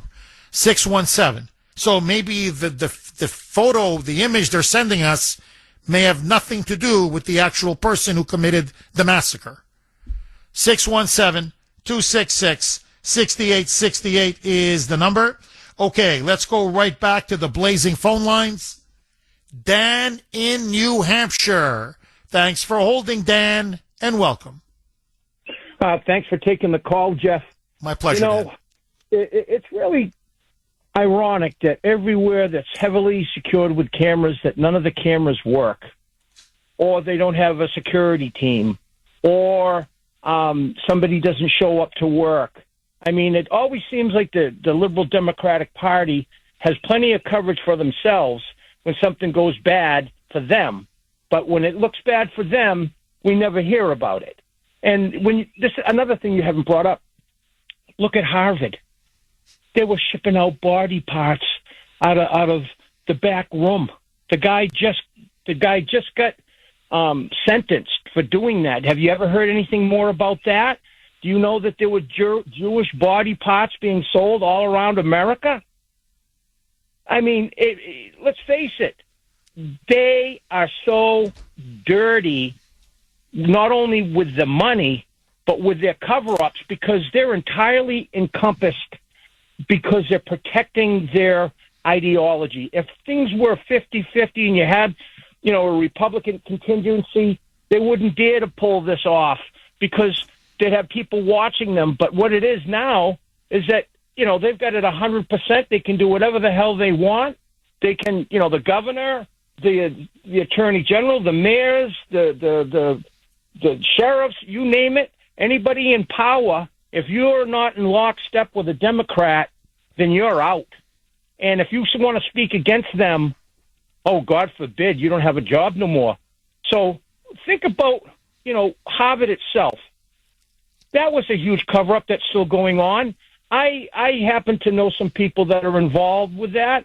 And let me tell you, there very well may be some Jewish people that got sacrificed because they put their, entrusted their bodies to research, and now they're being sold as lamps and, skeletal parts and everything else, and nobody even knows what the hell's going on. Dan, I'm up against a hard break. Please, can you hang on? I want to come right back, continue this conversation. To me, I hope Trump's people are listening. We're spending $184 million of our taxpayer money that goes to Brown. 617-266-6868 is the number. Okay, we're going to go right back to Dan in New Hampshire. Just very quick, my wonderful sister out in Tucson, Arizona, texted me on my private phone. And so, as you know, hey, I'm willing to go work at Brown for $3.2 million a year. I said, I'm willing to do it. If they want me, I'm there. This is what my sister texted me. Jeff, if we can claim that you're part Native American and maybe get you to speak just a little bit of Spanish, I can actually market you for $4.2 million. With one of these laughing hilariously emojis. All right, listen, Jen. I'll tell you what I'll do. We're going to keep it all in the family, okay? We're going to do it the Democrat way. You get me that $4.2 million contract, $500,000 is yours, baby. Okay? Nice little kickback to you. All right? So you scratch me, I scratch you. All right, let's go right back to Dan in New Hampshire. Dan, just a slight correction on what you were saying. I think you're conflating a little bit two stories. There's no question, rampant anti-Semitism at Harvard. But the body parts scandal, which you're completely right, was a huge scandal, whereby they were selling body parts on the black market. The victims weren't just Jewish, or they weren't just, dead Jewish people from the morgue. It was everybody. I mean, Jews, non-Jews, they were just selling body parts and then having them used into, as lamps, or God knows what they did with those body parts. But you're absolutely right. They never really got the major culprits in that disgusting scandal. Dan, please pick up where you left off. Mike? We're, taking a... Can you hear me, Jeff? Yes, Dan, go ahead. You're right. It was a contingency of different people that were being taken advantage of for their body parts. But let's face it, the Jews were part of the mix. The French were part of the mix. The Italians were part of the mix. Or any of them that felt that they wanted to contribute to a university for research and development. And, unfortunately, these people extorted them, sold their body parts, and then fought like hell to cover it all up and to make no bad here. So the bottom line is what's good for the goose isn't good for the gander. Epstein, oh yeah, he there was no cameras there when he was hung. Oh, there was a pile of coke in the White House. Oh, nobody saw who put that down. January 6th. No one, I happened to notice, but the front doors were opened up by them and they let people in and they were walking them around as if they were giving them a tour, and they call us all people that are, saboteuring the government and anarchists and everything else. It's what it is that this rot is so deep, and it is late because, let's face it, they're all in it together. And it's not how things are meant to be. Oh, you're dead on. Dan, you're so dead on. And look, just to bring it back to Brown, but all your points are valid. But just to bring it back to Brown, we're talking about it. I know Harvard's is even bigger. Okay, we're talking $50 billion at Harvard. I get it. But still, these universities are out of control. They're money-making machines. They've completely corrupted the purpose of higher education. An $8 billion endowment. That's a Fortune 500 company. That's an $8 billion operation. Never mind $102,000 a year tuition. Holy shamoly. And we're still on the hook, the taxpayers, $184 million a year. It's disgusting. No, they shouldn't get any taxpayer money. But I'm thinking even something more. I'm sorry. I'm not a socialist. The last thing I am is a socialist. But the question I have to be asking is, and it's true, I do believe the people in Rhode Island and Providence who are texting me, they go, Jeff, you don't live here. You don't understand. Brown runs Providence, and who runs Providence runs Rhode Island. So the fact that this massacre took place on the campus of Brown, they have to protect Brown University. They have to. Everybody's got their fingers in the pie. Everybody. So that kind of money becomes so corrupting. And really, are you really getting $100,000 worth a year in education? I don't think so. Not even close. What you're doing is you're brainwashing these kids to turn them into AOCs and Bernie Sanders.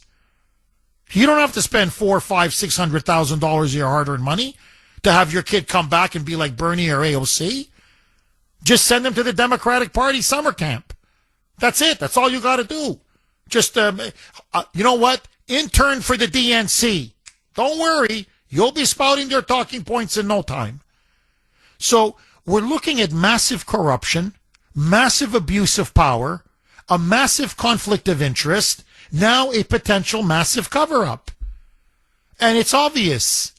The police chief is compromised. The campus police are compromised. The attorney general is compromised. That crazy mayor is compromised. That governor with the red face, Daniel McKee, who I'm like always like, what is he? I'm seriously. I want people from Rhode Island to answer me. Is his face always this red, or now with the spotlight and pressure, are we? Is there a little Mickey that he's like a little drinky? But anyway, whatever it is, I'm looking at all of them, and there's just too much money floating around. And you know what? It's time to start treating universities like trusts. Trust busting, monopolies, oligarchies, oligopolies. That's what they are. And it's out of control. The amount of money is out of control. And I'm sorry, not to harp on a previous point, but one of the texters was dead on. All of this money, and the only one ponying up a measly $50,000. Remember, we're talking about a massacre. To help find the alleged killer is the FBI, meaning it's federal tax money. You mean to tell me Brown couldn't put up the $50K? The taxpayer has to put up the $50K? Like, are they that greedy? They're petrified of a lawsuit. And now what's starting to dawn on me is I thought, well, they're covering up an Islamic terrorist attack. I think they may be covering up something else as well. I think they're covering up their colossal incompetence. And the fact now that they could be on the hook for a massive lawsuit. In other words, follow the Benjamins. It's all about the money. Now, that's not what higher education is supposed to be about. Look, I don't begrudge a nice endowment. I don't. I don't begrudge a private university making some money. I don't. I really don't. You want to pay a little more to get the best professors, the best talent, give students the best, the best skills and give them the best technology for them to succeed. That's fine. Okay, I'm a free market guy. But no. This is a money-making machine. And by the way, if those cameras really aren't working, then I'm telling you they just swindled those students. If I was a student at Brown and tell me you guys are so freaking cheap that you've got, third-rate cameras and many of them, according to you, that don't work, and I'm paying $102,000, or my parents are paying $102,000 a year, or I'm going to be in debt, $102K a year over a 4-year program, a life term of slavery, debt slavery. And you can't even put in decent operational cameras? Nick in Weymouth. Thanks for holding, Nick, and welcome. Amount of cash they get in federal money each year, about $200 million, 184, $200 million, 2025 fiscal year, plus another couple of $100 million from private sources. Right? Hold on, Nick. Are you talking about Brown, or are you talking about Harvard? Brown. Okay, keep going, Nick. So with the amount of money they get, the Attorney General should have forced them be dealing with the FBI. By now, the FBI probably would have encompassed and researched the videos probably within a square mile where that fat guy was walking. It's like the Apache Indians tracking your footsteps. And a chubby guy like that, I bet he had 2 or 3 fast food dives coming and going. And he goes in the back entrance where there is no video. People have seen. I've seen the layout on TV. They say you can get on the internet. This guy's familiar with the place. Might have been a disgruntled employee or a disgruntled student from years ago, whatever. He cased that joint out. He knew exactly where he was going, and they're saying they got nothing. We got no shots of this guy. Well, obviously you haven't looked hard enough, or you got areas where he was where you couldn't surveil him. This is preposterous. It is disgusting.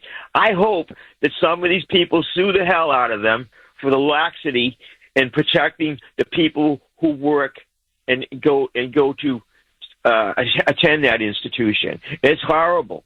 And nothing's going to happen. And you're right. I tell you, in my humble career growing up, I've worked at all kinds of places, corporations, big ones, little ones, etc. What I found is, in my humble life, and maybe I'm just a little too cocky, some of the dumbest people I've met. What I mean by that is I'm not talking about their intelligence factor. They have like silo intelligence. What I mean is, yeah, they know the ins and outs of being a president of a university, in charge of security, et cetera, et cetera. Other than that, they know nothing. You can learn more about the stuff just watching a movie, God's sakes, with Hollywood writers. So what I'm saying is that place is a problem. There's many places like that they're a problem, and I hope they sue the hell out of them because they did not have sufficient welfare to protect these people. What do you think, Jeff? Oh, Nick, you're dead on. Absolutely dead on, as usual, frankly. Now, look, Fox is reporting. Look, I've read. I'm just going by. I can only go by what I read. I've read in multiple media reports that there were at least 800 cameras on campus at Brown University, almost 1,000. I either get over 800 or almost 1,000. Fox is reporting 1,200 cameras on campus.